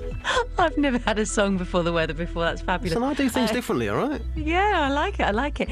Fine day ahead, lots of sunshine. After that cold start, temperatures recovering to 9 or 10 Celsius, a light northwesterly wind. Clear skies this evening and at first tonight before the cloud starts to build from the west, eventually bringing some rain across through the early hours, and the winds will strengthen and turn more southwesterly as that rain settles in. Under clearer skies initially tonight, we'll see temperatures dropping down to 2 Celsius, but then they'll start to rise again once we see the cloud and rain arrive. A wet morning tomorrow, but then that rain slowly clearing away eastwards by lunchtime, early afternoon at the latest. It will be dry, a return of the sunshine and a much milder feel tomorrow. Highs of 12 Celsius, 54 degrees Fahrenheit. Cloudy and blustery on Friday. The cloud thick enough at times to give some light rain or drizzle, but it won't really amount to much. But we could see a more persistent spell of rain on Saturday. Saturday. And Jason, that's your forecast. Whoa. You call me Jason? I just did, didn't I? I'm so sorry. It's all right. Okay. We're not friends anymore now, are we? No, you won't be getting those pictures either. Thanks, I'm Selena. sorry. Thanks, Selena. Take care. That hurt. BBC introducing. We first met James Bay in a band from Hitchin in 2008. You never leave your little home. As a solo artist in 2012, he uploaded his music to bbc.co.uk/introducing. How we gonna move together? Since then, he's been playlisted on national radio and is now signed to an international record label. It was time to go and see what else was out there, explore the wider world with music. And his debut album is out now. I'm not always thinking about lyrics, though, in that respect. It's sonically, it's about impact. Hear James Bay talk about the album, track by track. Online now at bbc.co.uk/3 Counties. I've got control of your knobs. Guys, stop doing that, please. Let's go to Barry, who's in Houghton Regis. Hi, Barry. Hello, Justin. How are you today, sir? Well, I'm quite well, thank you. Excellent. Right, we're talking about the motorbikes in Houghton Regis, which are causing havoc over there. What would you like to say, Barry? Well, they do cause havoc, I know. I mean, I live by a footpath where they run past and drive over my lawn sometimes, but I mean, that's not the point. You say the police are not taking any action, but Sunday morning 10 days ago, a police van with two... what are they, YSPOs, whatever, who came along there. They stopped a couple of blokes on a motorbike. They had one of them in the back of the police van. They seized the motorbike, and they had these two chaps that they were questioning by the van, and they were taking action. I mean, it is difficult. The motorbikes come through the passageways and disappear. So it isn't fair to say they're not doing anything, because I've actually seen them doing things. I love calls like this, Barry, because for the last couple of days, people have been coming on slating the police. You've seen something, you've picked up the phone, and we're trying to put some form of balance on this. Fair play to you. OK. Thank you very much. Right, bye. Great stuff. Barry there in Houghton Regis. Let's go to James, who's near Dunstable. Hi, Jamesy boy. Hey, mate, yeah, doing well, thanks. Excellent. James, talking about Clarkson, JBS talking about it on the phone in as well. A lot of people angry this morning. The BBC, we believe, are going to sack him today. I think, from a business perspective and an audience perspective, this is a massive mistake for the BBC. I'm sitting here, I'm saying that. What do you think? I completely agree with you. I mean, at the end of the day, we're living in a real world here. Problem is today, I think political correctness has become so enlarged that if you get in a punch-up, which, let's face it, happens in real life, the police are involved, you get sacked, everyone hates you. That's the real world. And that MP that was on earlier on, of course he's dressed in lovely Savile Row suits, he's picked up in a chauffeur-driven car. In his world, that may be a bit bizarre. But in the real world, that happens. Two blokes have a punch-up. Years ago, that could happen without being sacked. Mm-hmm. And I think political correctness is just really blurring the truth. And let's face it, us as lads, we've all been in punch-ups, and I think to deny you've ever been in a punch-up, I don't think you've lived. I mean, look, it's wrong to get in a punch-up, but when Clarkson's working the hours that he's working, and all the producer has to do is produce a good meal, at the end of the day, he should be able to eat, and he hasn't done his job. And at the end of the day, when managing a talent like Clarkson, the BBC have a responsibility to manage him properly, and they have failed, and... James, I've got to stop you there. You were doing so well, and I was agreeing with every word until you said, all he's got to do is get him a decent meal. Come on, that's going way overboard. It's not his job to get him a decent meal. It's his job to produce the programme, not feed him. Yeah. Well, I understand from people who work in the BBC that the producer's job is also, in that programme, to help out and to multitask. And if Clarkson hasn't got the time to go and book himself a meal or get himself food because he's recording, that's just the way it is. People are there to look after him. So yes or no, did he deserve a slap? And we can talk about losing it in the heat at the moment. Did he deserve a slap for not producing a steak? Yes or no? No, he didn't deserve a slap, but that happens, I'm afraid. That's life. People have punch-ups. People lose their temper. People make mistakes. And there's just political correctness in this country today he's ruining this country, and it's just such a shame because years ago, let's face it, the BBC were behind, they call him a racist, the BBC were behind Only Fools and Horses, and Del Boy was saying some pretty... Yeah, that was then, though. That was then. Years ago. Do you know what I mean? That was then, but why is it now that it's gone to the other end of the spectrum where you just can't do a thing without being branded a racist or... I do agree to a certain degree with what you're saying about getting real. And people say, oh, you should never punch anybody. That's absolutely terrible. Well, the advice is, if somebody breaks into your home, you should phone the police. But how many people in the heat of the moment get up and chase a burglar and attack a burglar? Well, in the heat of the moment, things happen. You say sorry, you move on. You've hit the nail on the head. You know, you're living in the real world. And in the real world, when, you know, you do make split-second decisions that sometimes you regret. And, you know, Clarkson's punched someone, but he's a human being. And we've all, I don't know, maybe this is just me, but I don't know many of my mates who's not been in a scuff before. I don't know any of mine either, but again, I think that, as you say, we're living in the real world. Just before you go, the really bizarre story that's messed up my mind this week, Ringo Starr apparently has said that Paul McCartney died back in 1966 and was replaced by a lookalike, a sound-alike. Do you believe that Macca died back in 1966, James? He's one very good lookalike, that's all I've got to say. I mean, let's face it, well, why don't we go and ask his daughter Stella McCartney, see what she has to say, shall we? Oh, no, it's all been hushed up, James. She's been paid off. She's been paid off. Thank you, James. Take care. Bottom line, don't get rid of Clarkson. Bye. Thank you very much there, James. Let's go to Mavis, who's in Luton. Hi, Mavis. Hello, hi. Mavis, it says here you have a great idea for these motorbikes which are causing chaos in Bedfordshire. What's your great idea, Mavis? Well, I would suggest, male or female, adult, obviously. Yep. Just cruise about, watching them, or just pretend you're not there. Yeah. If you follow me, it's going to be difficult. But and then, not the word follow, but there's another word that must be used. Just to discreetly, then, is the word, to see where they live. That's the only way you can do it in this respect, to see where they live and get the number of the house or street where they live. Well, people have actually phoned the police saying, look, I know where these people live, and they've been ignored. Oh. I know.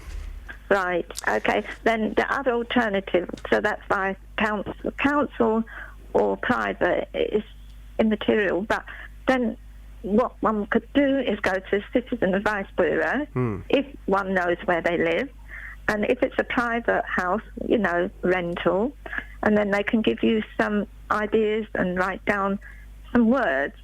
I haven't got it on me, but I've got it, the initial strong, like what one would call law-wise. There's certain areas of law that still in operation to do with. Mavis, exactly. what about this idea? What about this idea, very briefly? We've heard about the boys in blue. OK, what about the girls in blue? We have a firm of ladies in Houghton Regis with blue rinses, OK? So people can identify them, and those people are out there on the streets, and if they see anything, if people see anything, they go and tell the ladies with the blue rinses, and then they can report it to the police. Everyone knows what's going on. Would that work, yes or no? Say yes. Yes, it can work, but even so, the girls in blue, ladies in blue, through another neighbour or whoever, if it's in the area, is complaining, go with them with the lady in blue to the property, whether it's council or private, sort that one out, see if it works there, right? If not, in the law book, there are other... I mean, it worked for no ball games, believe you me. Mavis, I've got to leave it there for the time being, but I appreciate your call. Mavis in Luton, who thinks that seriously will be a good idea. Glenn's here. Glenn, you've got 60 seconds. Can you make your point, please, sir? Right, yes. What you want for them motorbikes is you want a team of vigilantes. That'll stop it. OK? And then the police will take note, because then there will be somebody getting hurt. That's the only time that's going to happen. You see, I don't condone it, but I totally agree. I think if there was something happening on the streets like that, the police would then have to go and deal with it, wouldn't they? Yes. It happened in Northampton many, many years ago, and then the police found that there was wires and ropes between trees to fetch the cyclists off the bike. And that's what the vigilantes were doing. And I tell you what, it stopped it. Yeah, I bet it did. OK, just quickly, Clarkson. Clarkson, I went to see Top Gear many years ago, and when you're not filming, you're having a little chat. Clarkson comes over as an arrogant guy, but he's a good guy. And if he's been filming for 12, 13 hours, and I would be annoyed if I hadn't got a hot meal at the end of the day. And I would expect the producer to sort that out. That's what they're there. They're there to look after the key members of the staff. But would you punch somebody for not giving you a hot meal? Do we know whether he punched him? Whether it was just a punch on the arm, or was it in the face? A punch in the face, full stop. Would you have punched somebody for not feeding you? No, I wouldn't. No. Okay. No. All right, Glenn. Know what?